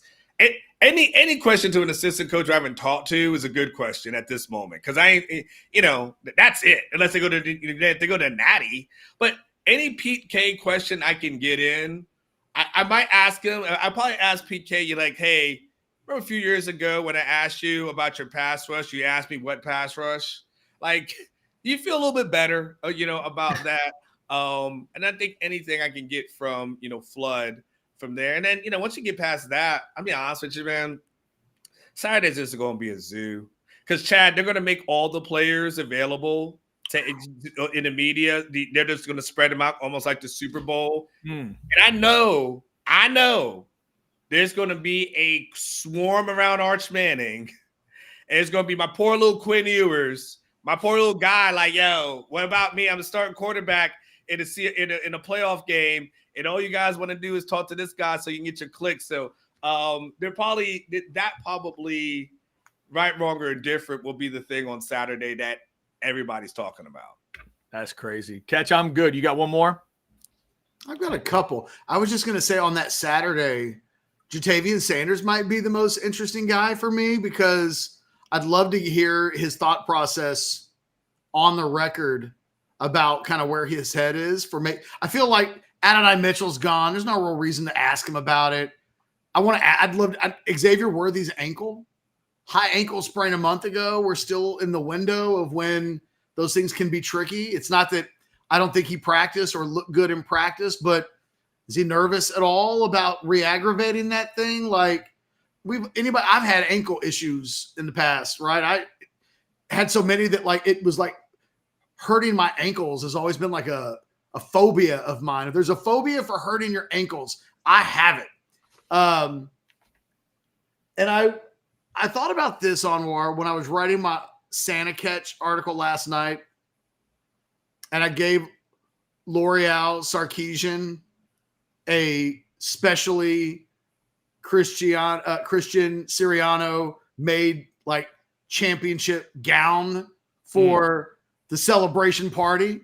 Mm-hmm. There was a part of me that wanted to include Jeff Banks' woman in my article, and I wanted to give her a second monkey so that on the night of the championship celebration, that the monkey could have a compatriot to party with. Because I feel like if Texas wins a national championship, I want to be where Jeff Banks is. Where's the Jeff Banks party? I want in, and I'd love I'd love for you to have an off the record, on the side question with Jeff Banks, where you're like, hey, Jeff, if you guys win next week in Houston, just how crazy will the celebration be? On a scale of 1 to 10. You know I ain't touching what you're talking about, man. There's zero. You will not bait me into that one. I gotta, wives and children. Those are two things we never touch, and so I gotta that one. I gotta let go. Now, overall, outside of his girl, if there is a coach who will have a party, I'm not talking about her. I'm talking about him. Now, He's the one I want to be with. You started with her, the monkey. I was like, because I was gonna give out a monkey in the article, but deep down, I just want to be in the Jeff Banks post game celebration. Now, singular, the Jeff Banks party or after party would probably be the party to go to. Yeah, that's probably the party where you probably have to put the cell phones at the door yes! and to get in. Like I don't think there's a Jeff Banks party that don't include you have to drop your cell phone at the door. Like, and then after that, everything else is probably on. It's on and popping.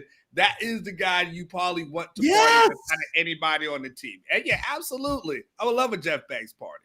You probably have to have shot records to get into a party like that. I'm just saying. Probably do. Why do you guys...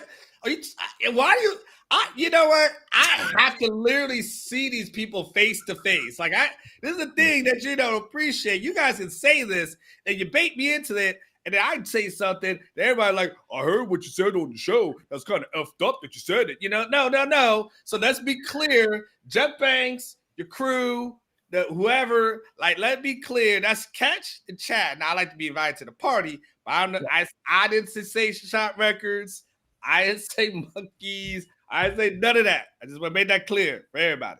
Right. I'm sorry. That was me. And that was just a reference to what Ketch was saying. Because if you're going to increase, again, you got to make sure the monkey's having a good time. There's probably a lion tamer that's involved in some. I mean, I just think everything circus is up big time at a party. Yes. Like goddamn right. That's all I'm saying. There might be an ocelot at that party. I'm just saying. Maybe a lemur. And a couple of sloths. A liger? Maybe a liger. But he doesn't have time after the Nolia party. It's probably like the natty, right? That's what I'm saying, in Houston. Right, in Houston. Oh yeah. There are people living in apartments in Houston, Anwar, that have tigers as pets. Yeah. Like those people exist, and I think all of those people are going to find their way to that party.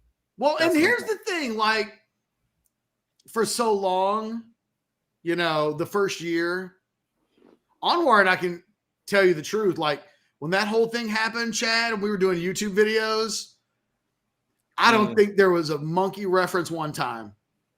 But now they're winning. Now they're getting ready to play for a national championship. Right. Monkeys are awesome. We need to be able to celebrate.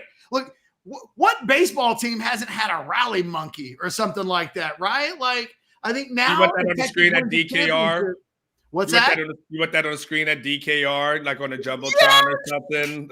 Now we're talking. Because who doesn't love a monkey? Monkeys are great. We love it when monkeys play with their poop.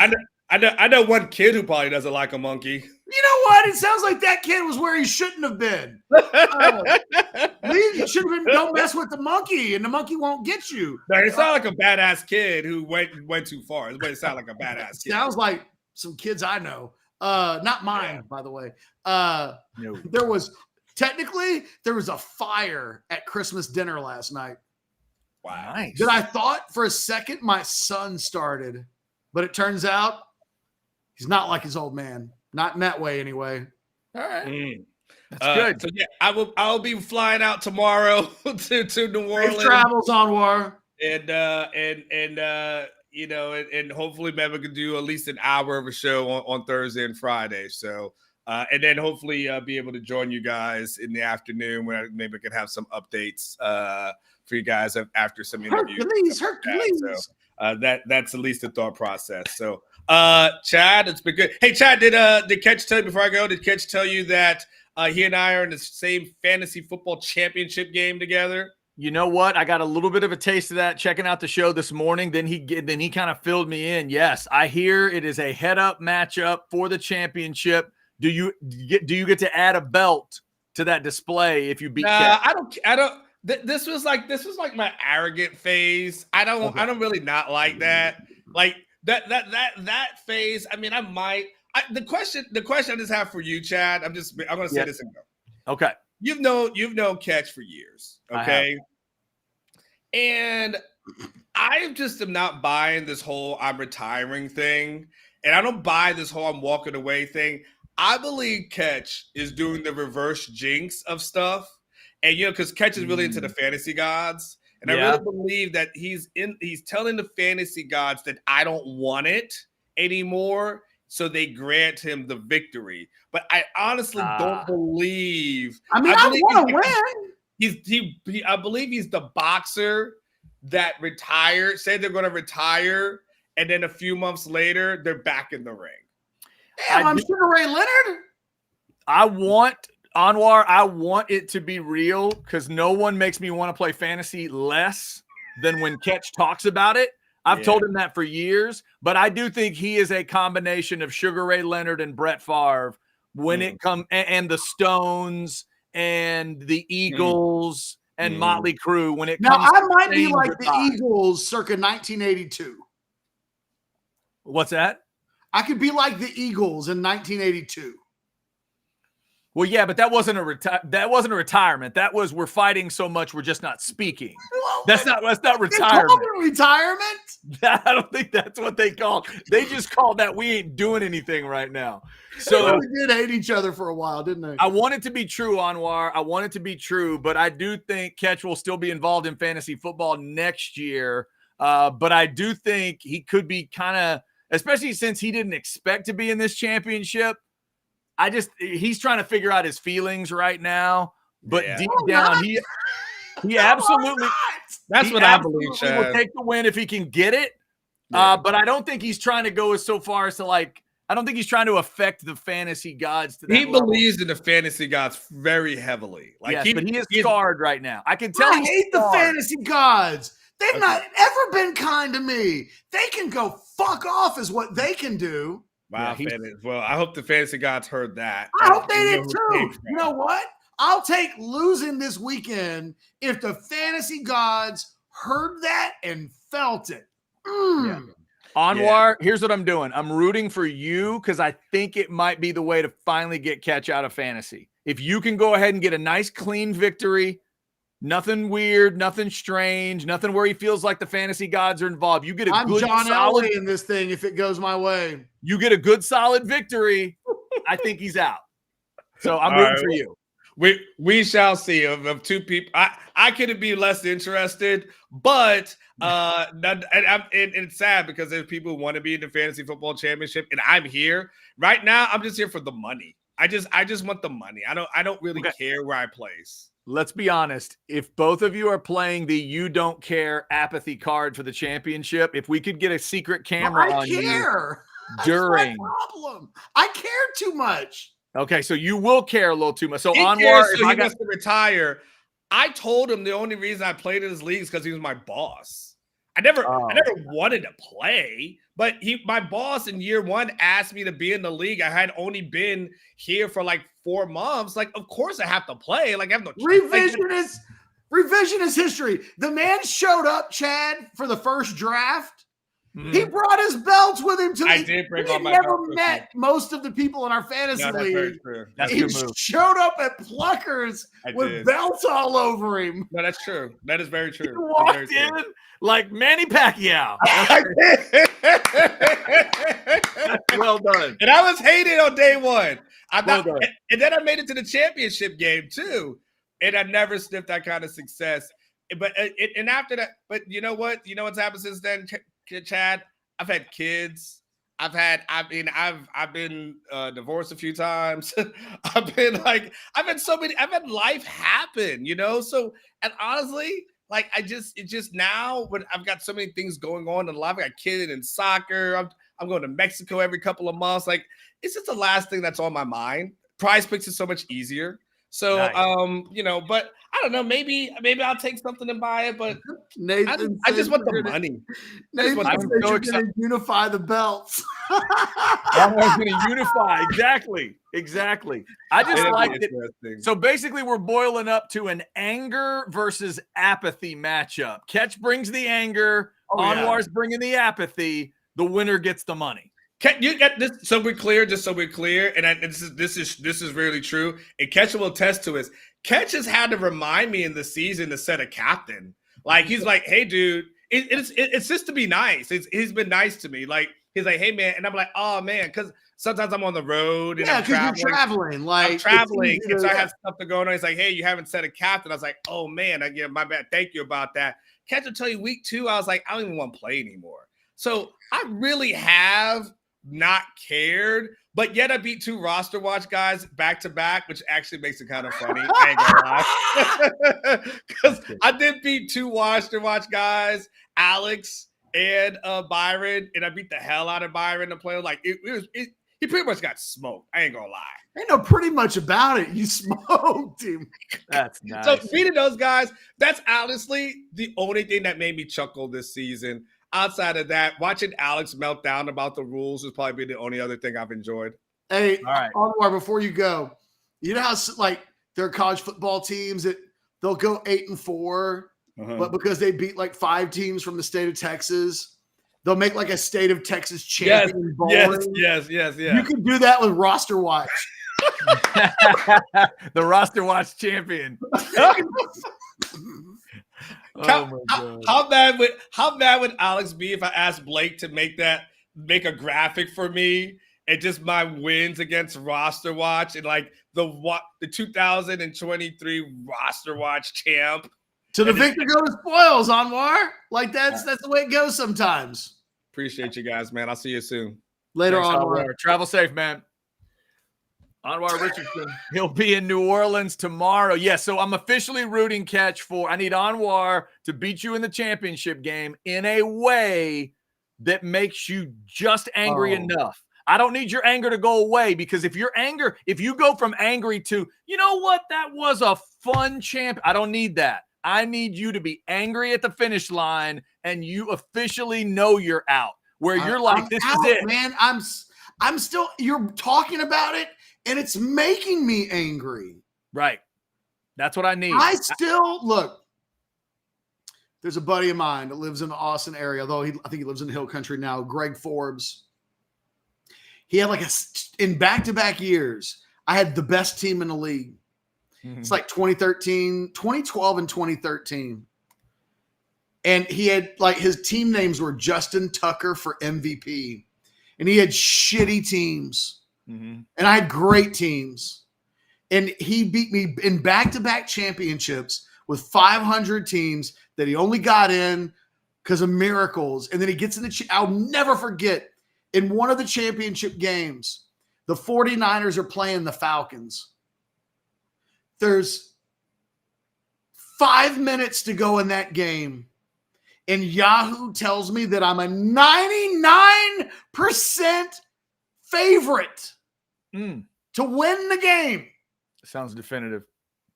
It was not. Roddy White, the 49ers defense, all kinds of bad things happened. Let me tell you how bad it was. This is a true story. And I feel like an awful human being for this. My mom comes over to the house on Christmas Eve. This is a true story. This happened 2 days ago. My mom comes over to the house on Christmas Eve. And in the time it took for me to go here, out of the front door of my house, into the driveway to greet my mom, and then I walked her into the house because we got big dogs and stuff. So it's like, got to make sure that the German Shepherd doesn't try to jump on anybody, that thing. It took like a minute and a half. Yep. In that minute and a half, my opponent scored 3 touchdowns in a minute and a half. Mm. Bang, bang, bang. Yes. I blamed my mom on Christmas Eve and called her a jinx. Wow. And the thing is, my mom believes in the jinxes. Like, she refused to turn her head to watch the Cowboys-Dolphins game because she thinks she will impact the game. And I, at one point, had to tell her, Mom, you're not a jinx. It's okay. You can watch the game. You don't have to like go out of your way to position your body so that you can't physically watch. So I on Christmas Eve, I called my mom a jinx because that's what fantasy football does to me. Yeah, this is why you need to be out. This is why you need to be out, and why I need Anwar to beat you just one more time. I'm out, Chad. Look, either I have a walk-off John Elway retirement. Mm-hmm. By the way, on Yahoo in our league, I'm the only person in our league by the Yahoo rankings. I have a diamond ranking, I believe is what they call it. Hold on, let me click on this. Lord, see, this is not good. I'm diamond level, I think is what it is. Either that or platinum. I'm at the highest level. Yeah, that'll pull you back. See, that's that. No, I'm retired. If I leave, I'm either retiring on top or I'm going to finish second for the 7th time in 14 years. You're the Buffalo Bills of fantasy. I am worse than the Buffalo Bills. Buffalo times 2. I make it to the finals every other year for half a generation. And I haven't won a championship since. So I last won in 2010. Mm-hmm. I'm like the Texas Longhorns. Except the Texas Longhorns weren't good. I was good. So I believe in the fantasy gods. I just believe that they hate me. So what type of loss would close the door the strongest? Probably a heartbreaking, like 1-point loss that I'll feel for the rest of my life. Okay. Then unfortunately, that's the one I'm going to root for.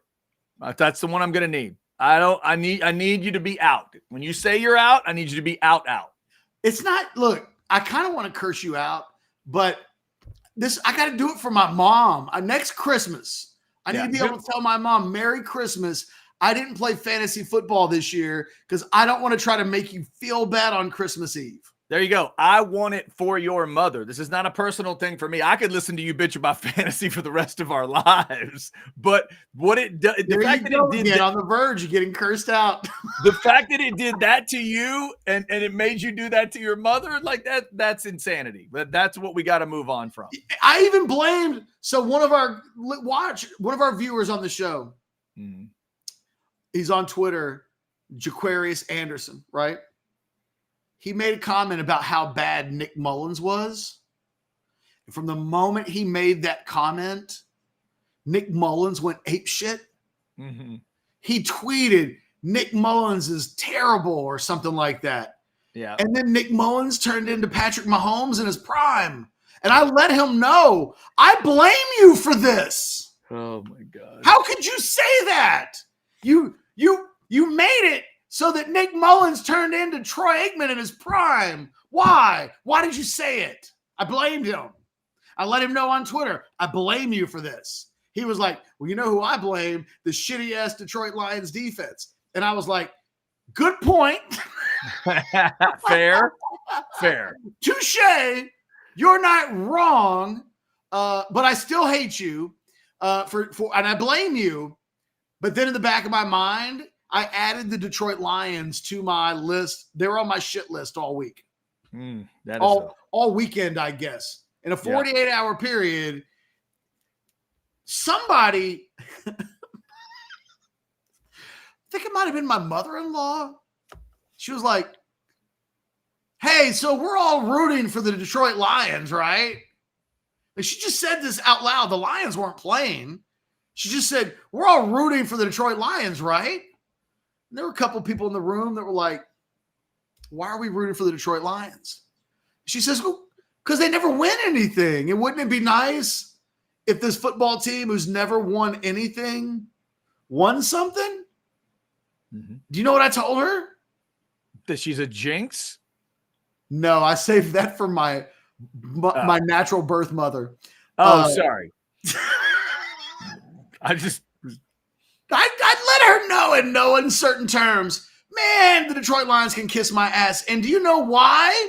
Because they let Nick Mullins score 20 points against me in fantasy. There it is. There it is. Are you sure you don't want to play next year? Yeah. Oh my God. Oh my Lord. Yeah. I'm good. I'm absolutely good. We've got a Washington guest coming up at 2:20. Our man Roman Tomashoff of the Locked on Huskies podcast coming up at 2:20. Before we get there, we've got multiple things that we were going to get into today that I'm not sure if we're going to get into, but we're going to try to get into them. Hey, Chad. Yes. For the record,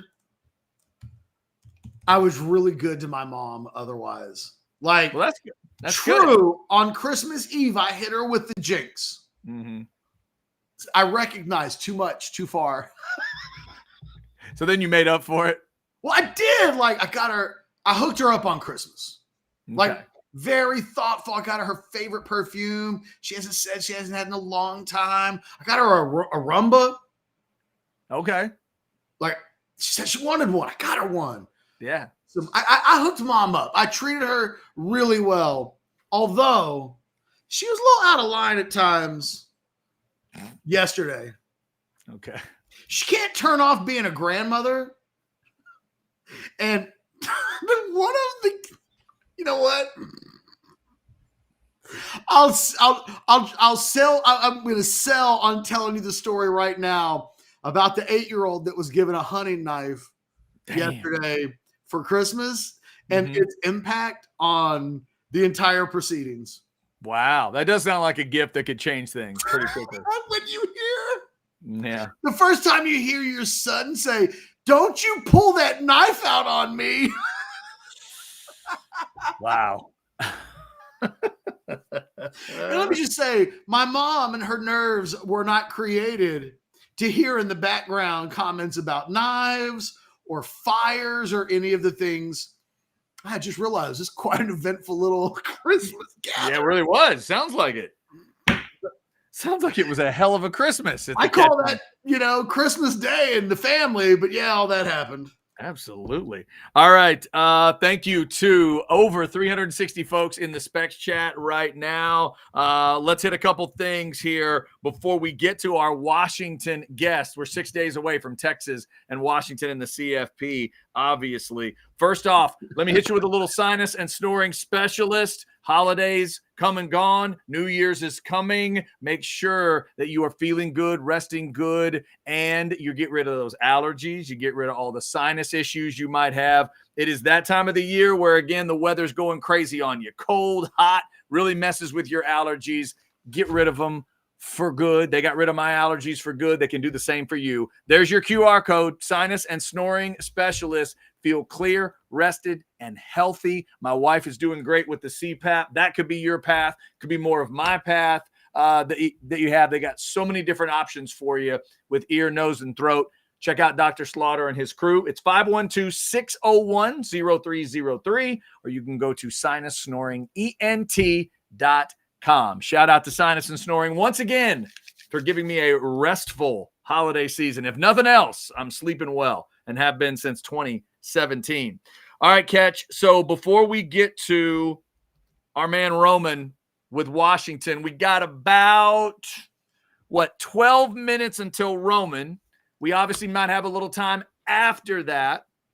We were going to get into Washington wide receivers. We haven't done that. We were going to get into Arch Manning and some practice notes and things for Texas's perspective, and we haven't done that. Do we need to do one of those two things right here before we talk to Roman? Let's do the Washington receivers. I think I can do this in like 10 minutes or less. Okay. And then I'm curious if when Roman joins us, if we've got it right. Okay. Fair enough. So go ahead.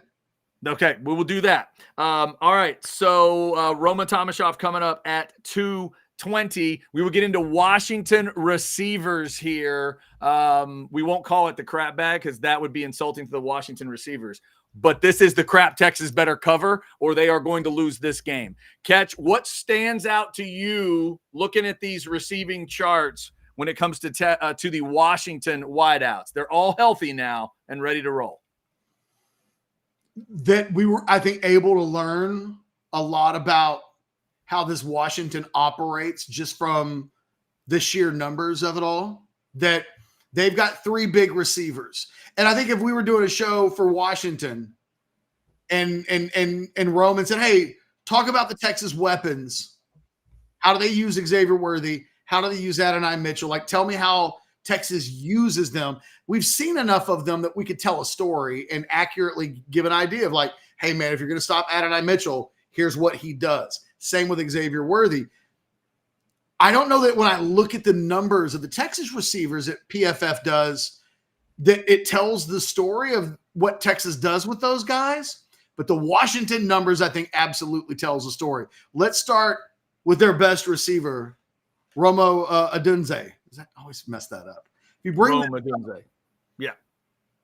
What's incredibly fascinating to me is, look, he doesn't do much to the right outside of the numbers, right? Like, doesn't go deep, doesn't do a lot intermediate.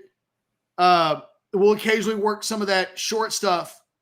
I think you might see him on third downs working a little bit of that 0 to 10 on the right side of the field. But for the most part, he's got a left-handed quarterback. He's a left-handed sided player. When you look that he has as many throws and not as many connections, but as many attempts outside of the numbers to the left in the intermediate. So if you look at the yellow line, people, then you go above it. So at the very bottom, it's behind the line of scrimmage. That second row of numbers is between 0 and 10 yards. That third number, where you can see to the outside left, he's 9 of 14 for 155 and 3 touchdowns. That's outside the numbers to the left. He's just got as many in the intermediate, and that last number is above 20 yards. He has an equal number of attempts deep to the outside left and intermediate to the outside left as all throws between the numbers, which is kind of a staggering number when you consider not outside the hash marks, outside the numbers. So Odunze is really using the left side of the field for his left-handed quarterback. That's his left-sided target. And that's where you're going to find him. And I think, you know, depending on how the Texas corners line up, I know they do the boundary. I know they have the field corners, but a lot of the times that side of the field is Ryan Watts, Malik Muhammad. We've seen some Gavin Holmes there, but those guys are going to have to really lock in on that best receiver. That's where he wants to play. That's where they're going to find him. Now, let's go to Jalen McMillan for a second. What's really interesting about the McMillan numbers, Chad, is he's only played in 5 games this year. Mm-hmm. This is the one that was hurt through the middle, a big hunk of that middle of the season, just came back for that second Oregon game. He has, in 5 games, really less than 5. If you look in the middle at that first row of numbers at the bottom, 13 of 13. They're going out. That's all behind the line of scrimmage. So that's your pop pass guy right there. That's your pop pass screen guy, you know, trying to the jailbreak, the get into space guy. That's who he is. Right. In this game, if you look in 5 games, he's got 13 targets in the middle of the field behind the line of scrimmage and 7 from 0 to 10. That's 20 in 5 games from 10 yards in the middle of the field. Yep. That's how they're using him. And you look, they'll take 1 or 2 deep shots down the field. But everywhere else, middle. Little bit and a sprinkle here and there. He's got 2 balls behind the line of scrimmage to the right. But for the most part, I think you can summarize him by get him in space. And look, as a comparison, look at that 13 of 13, Chad, in 5 games. Can you go back to Odunze real quick? 8 targets in 13 games. They don't do any of that with him, Chad. When McMillan was gone, they did that kind of pass to their best receiver less than once a game. McMillan comes back. Can you come back to it, Blake? And where you get 8 targets in that area in 13 games, he's got 13 and 5. And again, not really 5 complete games because he got hurt in one of the games. And so it just, the numbers are somewhat limited. Now, if we go to Jalen Polk, it's the final set of numbers. And what you'll notice about Polk, the number that really stands out to me, if there's a guy on the right-hand side of the field, because Penix is a left-handed quarterback, but if they're going to go to anybody, it'll be Polk to the outside right, picking up 3rd and longs, 3rd and 9, 3rd and 8, 3rd and 10. He's caught 10 passes this year in that intermediate range. Not a lot of yards after the catch, just efficient, like first down converting plays. So he'll be the guy on that side of the field if there is going to be somebody on that side of the field.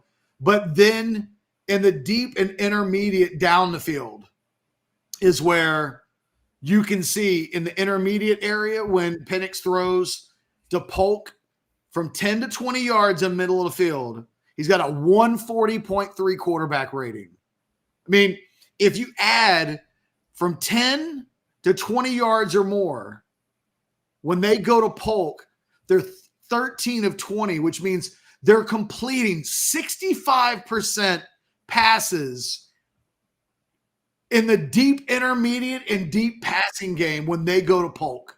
And to me, when you're talking about those Texas safeties, and they're not going to have Derek Williams in the first half, I think Jalen Polk in the middle of the field and deep is where Texas is going to have to worry about its safeties getting caught up in matchup problems.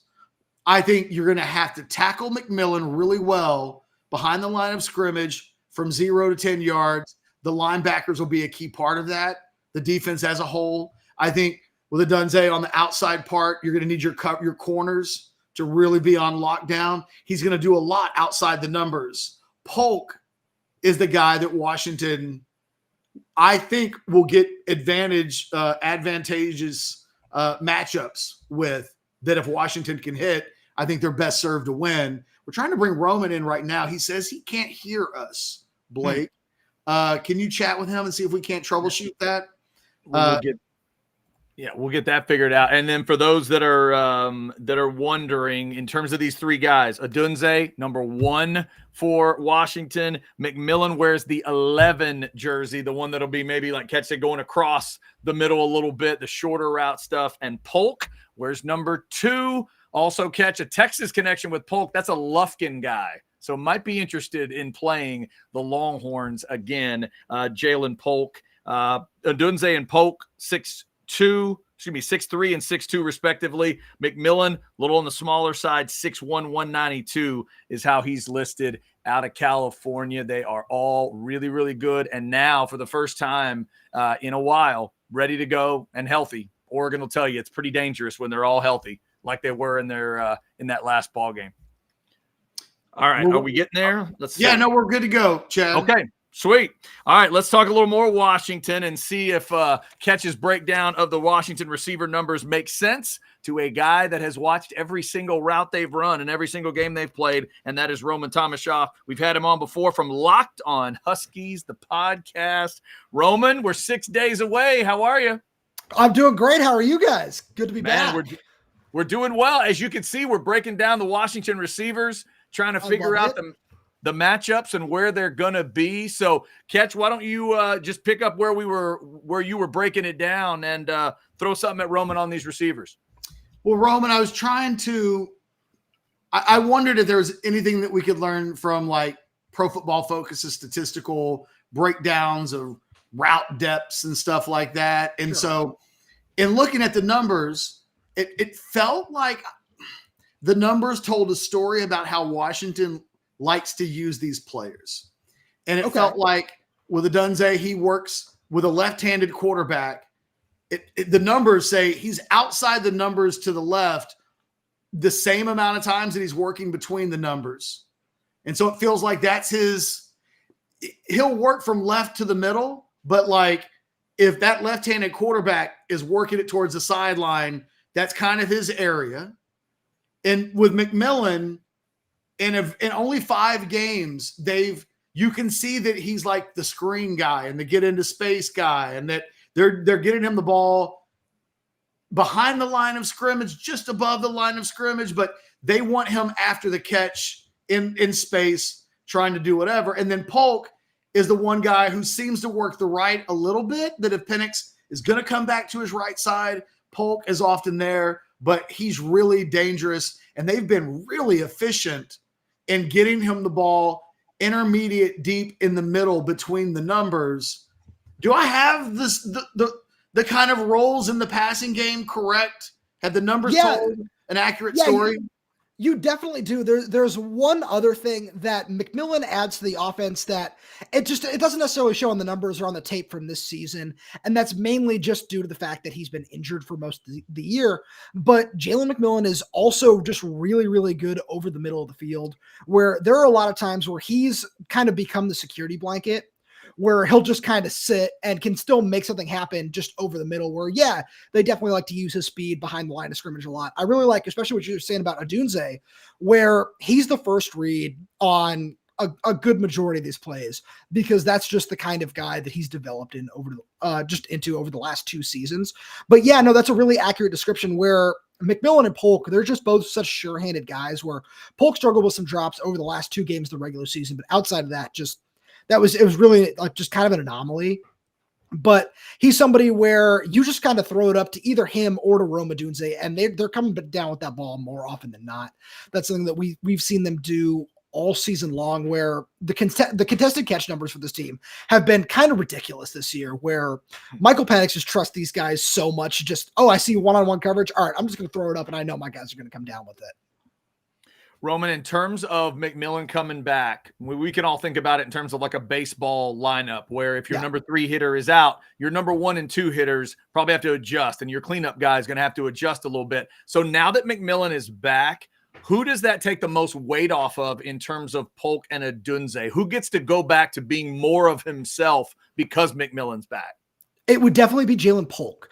Jalen Polk, sometimes he'll be the guy that operates in the slot, where they'll switch roles a little bit, because McMillan is a little bit faster than Polk is, so they're a little bit more confident putting him on the other side outside the numbers, while Polk can kind of just be the guy that'll sit down or just run over the middle of the field. One game that I would definitely recommend watching, where you see that just kind of at what it was supposed to be all season long, was the Michigan State game, where Michigan State, you see Jalen Polk over the middle a lot, where Jalen McMillan is running up the other sideline and doing something over there, where Michael Penix just says, okay, I see Polk over here, and I'm just going to kind of dump it off to him. We saw one play that got batted up into the air, just falls right into his arms, and it turns into a 30-yard touchdown, because of course it did. That's how well things were going, like really early on this year. And then of course Jalen McMillan sprains his knee in that same quarter. So, things took a little bit of a turn there. But that's just kind of where I would say it comes from, where Jalen Polk is asked to do a whole lot of different things, where it's a much deeper question that I have in terms of like what his role would be at an NFL level. But I think that he's just such a solid, reliable guy, where McMillan and Polk can be used interchangeably in a certain sense. But I think that the offense is at its best where McMillan is outside of the numbers and coming over the middle, and Jalen Polk can just kind of be there for whatever other role he needs to fill. Because when you see Odunze and McMillan getting all the attention on the outside, Jalen Polk just thrives in that single coverage.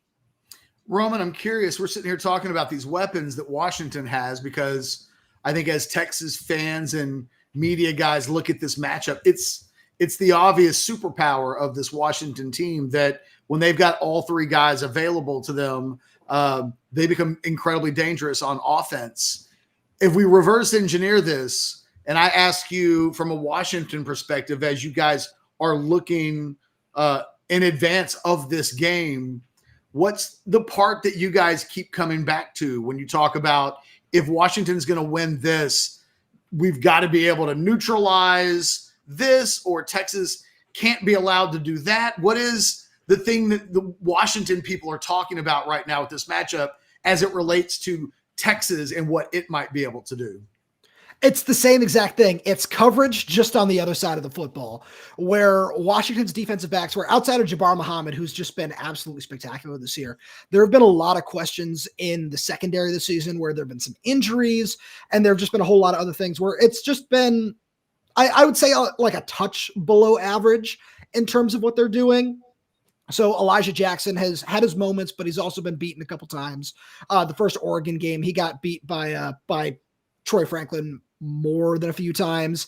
And there are a whole lot of questions just on the back end of the defense where man coverage hasn't necessarily been the strong suit, but then opposing teams have found a lot of soft spots in zones. And I think guys like A.D. Mitchell and Xavier Worthy can just do a really, really good job against the secondary. We saw, of course, in the Alamo Bowl last year. I know it's a very different team, but we saw him just kind of get freed up on numerous occasions. I know there were a couple of drops in that game too, where I wouldn't be surprised if those same things. You don't say, Roman. I had to get one of those in there. You have but no idea how much Texas fans obsessed over those drops for 9 months. Oh, I'm sure. I'm sure of it. But it is that same thing where Washington's back end, if they can't hold up, I have a feeling this would end up being a shootout of a game. Roman, last time we had you on, we talked about a few different things with you. We did talk about an offensive line that has now won the Moore Award. They are the best offensive line in the country. People might have seen it, that big giant trophy with a couple of Washington helmets on it. Obviously, the Texas defensive front will use that as motivation. You talked to us about the center for Washington and the youth that's there. The Texas fans will see, what is it, 275, I think is how he's 285 listed. Is what he's up to now. 285, my bad. 285 for the listing. Let's go back to that player because he's going to be really important. How confident are you that he's going to be able to hold up against Sweat, Murphy, and that Texas D? So I remember the comments just saying, oh, he's so light. What's he going to be able to do? I really do think that he's going to hold up much better than some expect him to, because he's done it all season long, where he's been so impressive all year long. He's so smart, and he's already just developed into a leader in that room, even though he's the youngest guy that's starting up there, where everybody else really believes in him. We were having a conversation, my co-host on Locked On Huskies and I were having a conversation with a former UW center who watched him develop last season. On the sideline, he just said, man, that kid's a beast. He's better than I already ever was. And I love watching him, everything it is that he can do, because pound for pound, he's as strong as anybody out there. And while he's a little bit lighter, he hasn't shown it at all this season, where there have been some questions, especially at the guard spot this year. But Parker Brailsford, week in and week out, has just been as solid as they come in the middle of the offensive. I mean, he's a freshman All-American. He's been really good. He's not, where if there were questions along the offensive line, it would not be at center. Gotcha. Roman, I think when the Texas side looks at this game, I think there's concessions that Washington in the passing game, they're gonna throw the ball, they're gonna have some success, they're gonna score some touchdowns. They've got really good players in some cases, right? Tremendous players. But I think people who have watched this Texas team all year long feel like there's no way Washington is running the ball on Texas. Sure. That the nation's best running back in the last game had a hard time getting yards against Texas. Let's, for a moment, say that Texas does neutralize the Washington run game. Not like they rush for 20 yards as a team, but it never becomes a real staple of the offense. They're never able to quite do it with some consistency. Right. What does that do? So if a Texas fan says, we're going to stop the run, that means what to you in this game? I would say that it just kind of takes Washington back to where they were in the first month of the season, because the first month of the year, they actually really struggled to run the football, and against inferior opponents too, Boise State, Tulsa, Michigan State, Cal, where they didn't necessarily run the football overly well in those games. And they just said, all right, well, we have Michael Penix. We're going to have him drop back and throw it 50 times, where it's something we've seen them do before. And this coaching staff, Ryan Grubb especially, we know he's just a very confident individual, where he just says, all right, we've been in this position before. We know that we've got Michael Penix back there, and with this receiving core, they would still feel very confident in that, just in that situation where sometimes they like to just use these screen passes as an extension of the running game. Couple more questions, kind of rapid fire. Is there a couple of individual matchups that you guys like the most in this game? I think it's just instead of just going with one individual matchup, it's that exactly what we opened the show with. It's Washington's receiver core against Texas secondary, where just they've beaten every secondary they've seen this season, and there's no reason to not feel confident in that group going forward. Roman, and my last question. Oh, go ahead, Chad. No, you're good. Go ahead. No, I was just gonna say my last question was simply from a Penix conversation. If you look at the numbers, he's the best player in the country in September. And I think I may have even asked you this question the first time that we had you on, so forgive me if I'm repeating myself a little bit. No, it's fine. But Chad and I had done these numbers. We looked at the PFF numbers. Penix against the blitz, first 4 games of the season, he had a perfect NFL passer rating. And I thought, okay, well, whatever you do, don't apparently blitz Michael Penix, because he will eat it up. And then in Pac-12 play, his numbers against the blitz in the final 8-9 games really tailed off. And you can look at just the raw passing numbers and go, okay, well, he wasn't hitting 200 as a passer rating in many games in the meat of the season. Right. My 2-part question is, and the answer is probably a combination of both, but I'm going to ask it anyway. How much of this was McMillan not being there and the offense is just different when 2 of the 3 guys are healthy versus all 3? And did teams find something? Like, what is it that teams were doing with the blitz late in the season that did cause Penix's numbers to come down from the stratosphere of best of the best to he was okay? Yeah. So the biggest part of that was there was actually an injury on the offensive line, where there have been multiple injuries along the offensive line this season. But the biggest one, the one that really stood out to me when it came to just blitzing and pass protection, was right guard Julius Buelow, who got hurt against Michigan State. And he didn't come back until the Stanford game, or especially if you look at like the Arizona State game, where they really, really struggled against the blitz, where they did a fantastic job down there. They've got some great pass rushers down at Arizona State. They did a really good job of it. The first Oregon game, there's a lot of pressure up the middle, where Julius Buelow's guy stands 6'8", 330 pounds. He's just a mammoth in pass protection. He's got some, and he said it himself, he's got some questions when it comes to his run blocking, but having a guy like that in there against the blitz just is really, really helpful for everybody who's in there. And yeah, McMillan not being there is also a big part of that, right? Where we didn't see him for a significant portion of time. There were 2 games where he attempted to come back from his knee injury and then had to leave in the first quarter because he just kind of re-aggravated what was going on. So that almost felt like it threw the game plan off a little bit. And then there were a couple other things. I know these all sound like excuses, but these were just the facts of what was going on. Like Michael Penix was really, really sick with the flu for a couple of weeks. And you could tell that he just wasn't himself out there in terms of his athleticism, which I know isn't, anything to write home about, where it's just average, for lack of a better term. And I feel like when he was feeling really under the weather, you could see it. And then they go down, they play just in the pouring rain against top 10 Oregon State team, which has another really, really solid defense. It wasn't always there. There were a lot of drops in that game as well, if you go back and watch the film. But it's really a combination of things that have led to that, where it can't just be pointed at one thing and say, yeah, this is why Michael Penix's numbers weren't where they were. Roman, in terms of a prediction, I don't think anybody's picking this one to be 13-10. I'm going up to 40 for the winner. I got like a 40-35 Texas win, but I could certainly pick Washington to win this game as well. I think this is a hell of a battle. Either team, I can argue, could win the thing. Give me how far up do you think it goes? And are you picking Washington to win it? I definitely am. I usually refrain from score predictions because I'm just a huge jinx. That's just been my thing for the past couple of years now.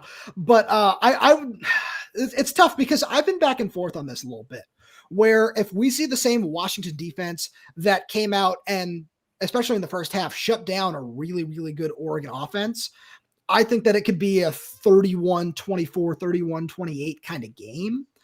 But if we see the defense that we saw for, let's say the USC game, where they were a mess for the most part, especially in the first half, then I think it could be a 42-38 kind of game, just somewhere in that range where, Chad, as you said, the winner would definitely need to break 40 to get there. Yeah. Roman, last question. The other semifinal. Yeah. Is there, between Michigan, Texas fans, I think, want Michigan because I think they feel like Michigan wouldn't have the offensive firepower over 4 quarters if Texas is playing really well. Same thing for Washington. If you guys had to pick one, either Michigan or Alabama in a championship game, is there a consensus thought on that game? I don't know if there's a consensus thought. I've definitely been in that same camp as you guys, where I would probably rather see Michigan, where I haven't been super impressed with their offense and just everything that Alabama is able to do. It's just, I've been so impressed with Jalen Milroe over these last 6 weeks or so, where I love seeing everything it is that he's done. So I would probably also lean that direction, where I like Blake Corum. I think that they do a lot of good things at Michigan, but their offense just isn't the same as what Alabama's is. So I would definitely be in that same camp. Roman, last one from me. I want you to give me a Washington hero on both sides. If this goes their way and they need a touchdown late and it's not one of the big 3 receivers, give me a name for who it could be that we're not thinking of that catches that game-winning touchdown. And then on the other side, give me a name on defense that you think, if it's the big play to make at the end, whatever that play is, a pick, knock it away, sack, anything, the name of the Washington defender that you think could make the play. That's a fantastic question, especially when I got to eliminate the receivers. I like that a lot. Yeah. I'm going to go with tight end Jack Westover. Jack Westover, there have been multiple times this season on 4th downs where Michael Penix has just kind of been rushed into making a throw. One of them against Utah was just way above his head. He had to go up and make a fantastic catch. One against Oregon was way down on the ground, and he had to just sprawl out to make another catch, as I wear a David Ortiz shirt and just make a baseball reference. It really was like a diving catch in center field. It was fantastic. And then on defense, I'm going to give you 2. So if it's a sack or any kind of tackle that needs to be made, give me Braylon Trice, because he's just been that guy all season long, done a fantastic job pressuring, leads the nation in pressures this season. He's done a really good job of just getting after it all year long. And then anything on the back end, I got to give it to Jabbar Muhammad.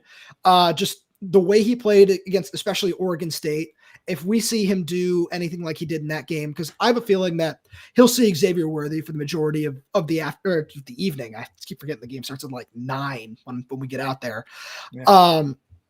But I would have to go with Jabbar Muhammad, because he's been the guy time and time again who has just been asked to make those plays in big moments, and he's delivered every time.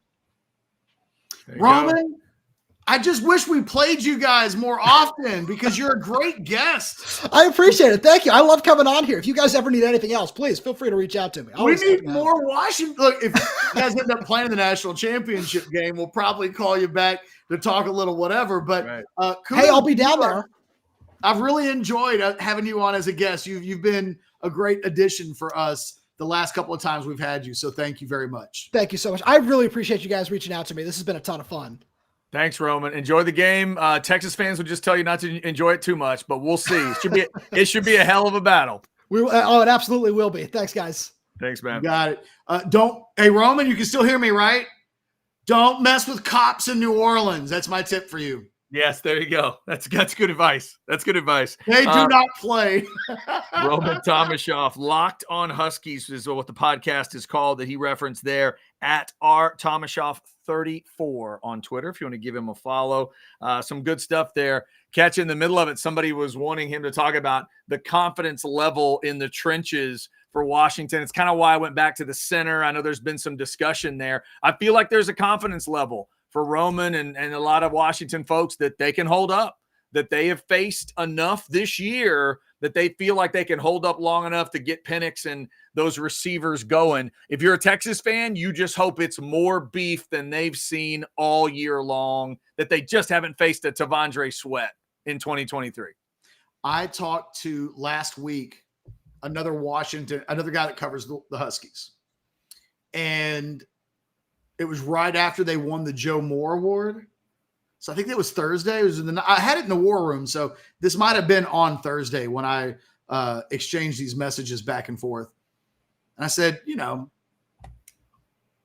that's got to be cool. If you get voted the nation's best offensive line, it's got to be confidence inducing, right? Like, Sure. That's quite the pat on the back, not for one guy, for all of them. Y'all are the best in the country.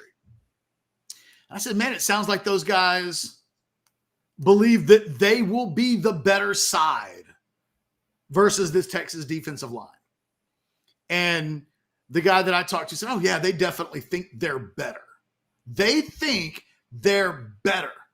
And he was like, there's almost nothing that you can say about T'Vondre Sweat that these guys really care about, because from their perspective, they played him a year ago, had no issues. They feel like their offensive line won that battle last year. It's the same group of players, at least up front.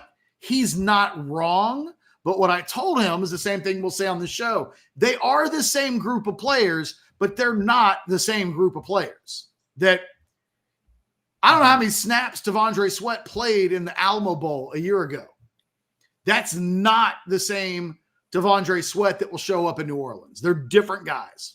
Yeah, no, it's a great point. And I'm also glad I asked the question about the other receiver. I was wondering if he was going with the tight end. I've seen Westover make a couple big plays this year, and I was wondering if that might be that extra safety blanket. If Penix doesn't get that or that or that, is Westover the other guy? I don't feel like it's Dylan Johnson, the running back, as his safety latch, but that tight end is good. So interesting that he brought him up. The Texas defensive backs can be a huge key to this game. Thanks to Roman for his time, and we will continue to break it down for the next 6 days as we get closer to Texas and Washington.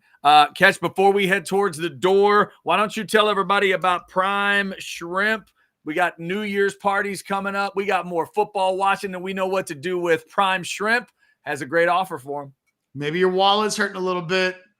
I know I spent too much money on Christmas presents. And the one thing that you can probably tell me right now is great food at an incredible price point. I don't even care that it's a bonus that it doesn't take very long to heat up and like make the Prime Shrimp dinners, like 10 minutes. All I need to hear is great meal, cost effective. Sign me up, Calgon, take me away. Scan that QR code. You're already getting a meal for like $10 a pop. So what are we talking about, right? It's a great shrimp meal, a variety of different ways. Matter of fact, you're getting ready to go to New Orleans for the Sugar Bowl. Get ready with some Prime Shrimp. Let them prepare you for the Big Easy at a much more affordable cost than what you're going to spend when you're in the Big Easy. Scan that QR code, sign up and get more than 6 packets of the dinners, and you're going to get 30% off the entire order. Just use that promo code OrangeBloods30. But it's a great deal. It's a great product. It's great food, great taste, great price points, easy to make. It's got everything. If you're a parent and you're taking care of your kids and the wife is sick and you're like, I don't have time to make dinner and can only go get a Happy Meal so many times. Prime Shrimp, $10, $11. If you get 6, much less than that, get it hooked up. It's that simple. It's one of the best decisions you'll make all week. Hope you're having a great Tuesday, day after Christmas. We are back. Shows the rest of the week, today through Friday on Orange Bloods Live. And then no show on the 1st in terms of House Divided, but obviously we will have the watch along for you with Texas and Washington. In fact, we're going to jump on a little early. It's probably, what are we guessing, Ketch? Maybe around 7? Something like that? I'm thinking maybe halftime of the other semifinal. Okay. We'll come on. We'll do the pregame show. We'll obviously do a little bit of mini watch along with the other semifinal game. I actually, look, we're going to be working to the wee hours of the night. Who the hell knows when the postgame show will end? But I like the idea that we get to watch the other semi-final game first. Absolutely. Because no distraction, right? It would suck for that game to be played while we're trying to do the post-game show and everything else. Exactly. So I like the 7:45 start. We're going to get, maybe we won't get to quite focus on the other semifinal the way we'd like to, but we're still going to be able to watch it, get a good feel for what happens. And real quick, and maybe this is a conversation piece in each of the next 3 days, the quarterbacks in these semifinals. What, Roman was talking about Milroe. We got to have a conversation about the Milroe, Quinn Ewers. What a fantastic little Jalen Milroe recruited to Alabama by Steve Sarkisian. Mm-hmm.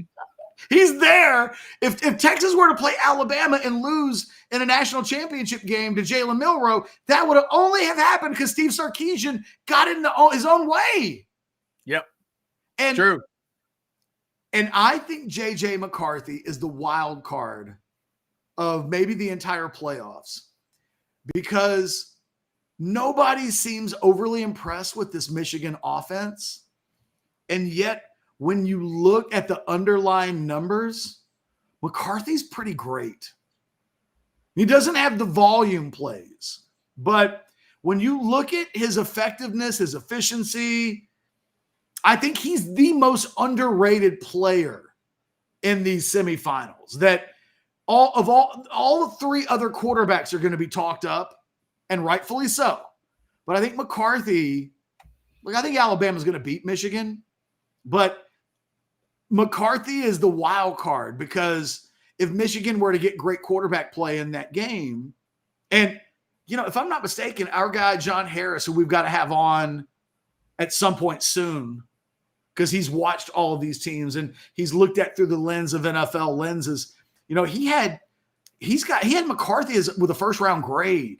And I don't think the common fan looks at JJ McCarthy as a first round level NFL player, but right. NFL people do. And if they do, I think, again, it speaks to the quality that kid has that maybe we're not all respected enough. That's a good point. We got a couple super chats to grab here too. South End Zone Queen. Sorry, we did not get this out earlier. $4.99. Catch reminder. Dry clean the lucky shirt. It's clean. It's ready to go. I'm saving it. Go. Yeah, right. I'm good. South End Zone Queen. He is ready to roll. And then this one from Oscar. I think this is just kind of part of a discussion maybe around Washington earlier. $1.99. They didn't beat up Arizona State, but okay. All right, Oscar. There you go. Thank you for the $1.99. Oscar, I think that the way you've got to look at these teams, you can't look at them through their worst moments. Because if we do that, none of these teams deserve to be here. I mean, Texas got out of Dodge a couple of times. There was a while where it was like Kansas State and Houston, and we're talking about Washington had some performances where they just got by. Michigan had some performances where they just got by. Alabama, literally the week before the SEC championship game, stole victory from the clenched jaws of defeat against Auburn. Yeah. And if Michigan goes into that game thinking, well, Auburn almost beat them, Auburn should have beat them, and they're in trouble. And if Alabama goes into that game going, Maryland gave Michigan a tough time, and all of these teams, all four of these teams, Chad, are beatable. But all four of these teams are capable. And I think it's the first time maybe in the existence of the playoffs where I really believe all four teams could win. Normally, even though there's only four, it almost always feels like the 1-4 matchup is like a setup. It's like, Notre Dame and Georgia.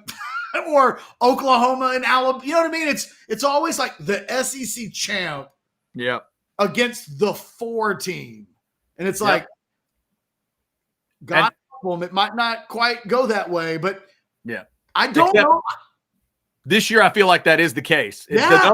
The numbers don't tell us that, but I agree. This year, contrary to what you're setting up, I do feel like the SEC champ is playing the team that I feel like can't win the game.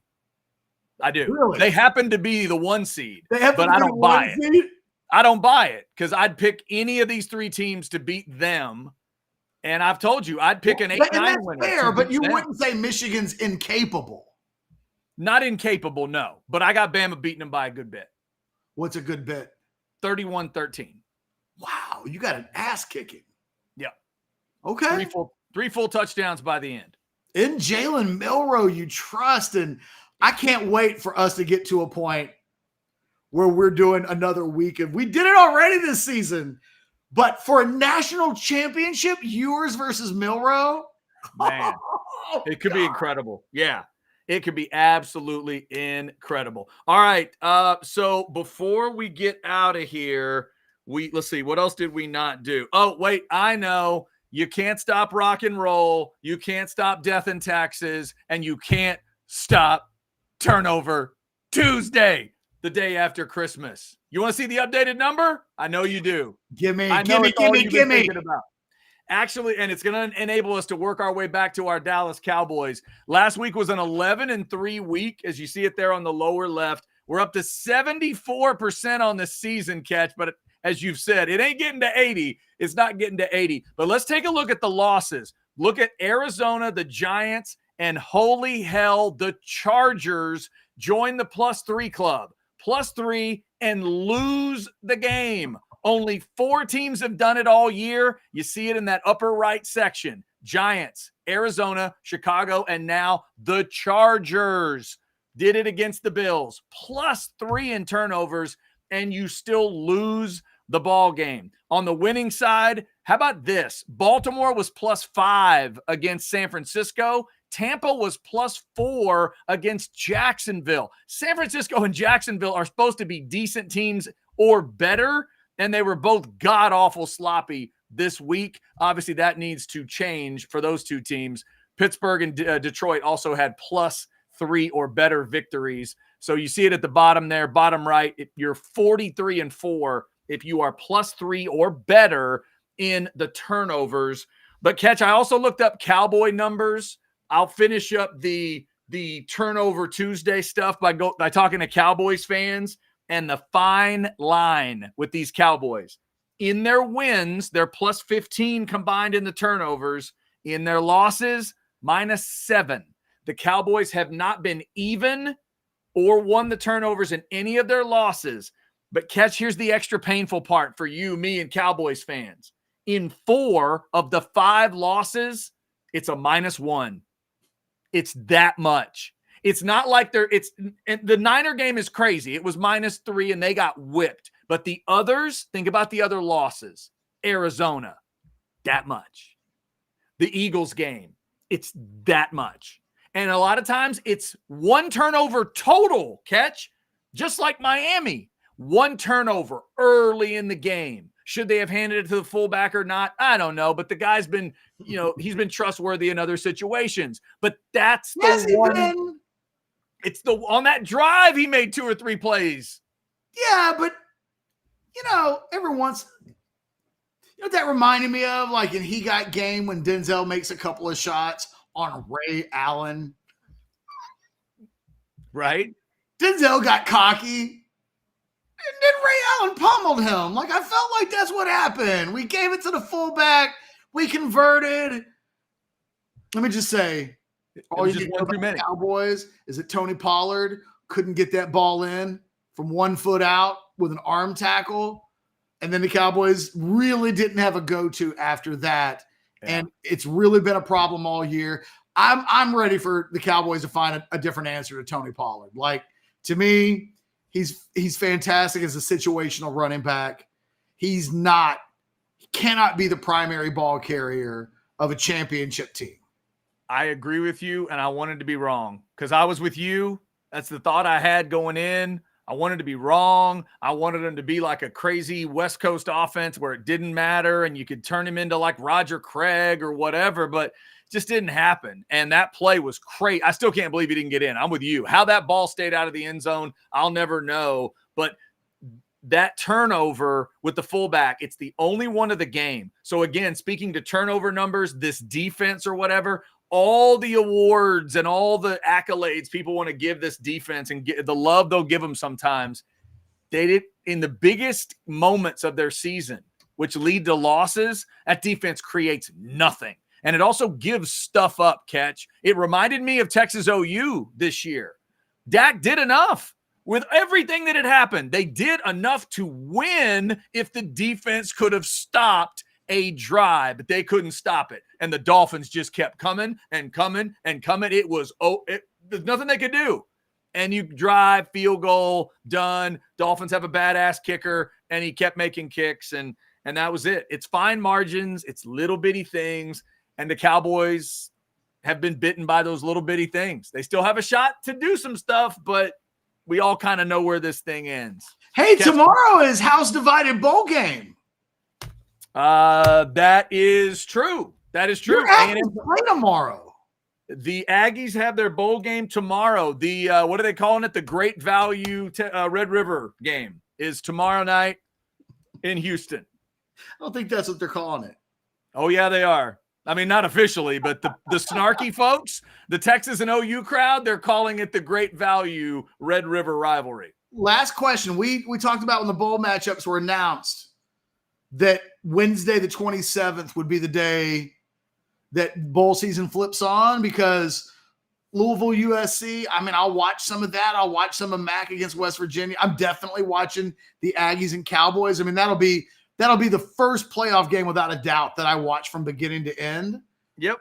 Are you going to dabble at all tonight in a little Kansas UNLV or Texas State Rice? Yes. Those two games I'll be checking out. I'll be definitely checking that one out. This is the night where it starts. Tomorrow night, first ranked teams. I'm definitely with you. But yeah, we do a soft opening tonight on the bowl schedule. There you go. I'm back in mode, and I wish. It's so weird that Rice isn't on the schedule next year. It always feels like Rice is on the schedule, and yeah, now that Rice is weird. Hasn't been on the schedule. I want to tell people, watch Rice for a little advanced 2024 scheduling, and yet Rice is not Texas's problem next year. Colorado State, Michigan, UTSA, and La Monroe. Yeah, we got bowl games involving those teams left, not including Michigan. Has Colorado State got anything going on? Colorado State. I don't believe so. No. No Colorado teams made a bowl game. No, don't see any Colorado teams. Don't see that happening. Yeah, hey, for the people that are interested in this, GJ Kinney story, he's re-upped at Texas State, trying to get the win against Rice tonight. I'm going to be watching that one. Our good friend Sherry that we've mentioned before, the famous Sherry, she's Texas State grad. She's interested in this afternoon's game.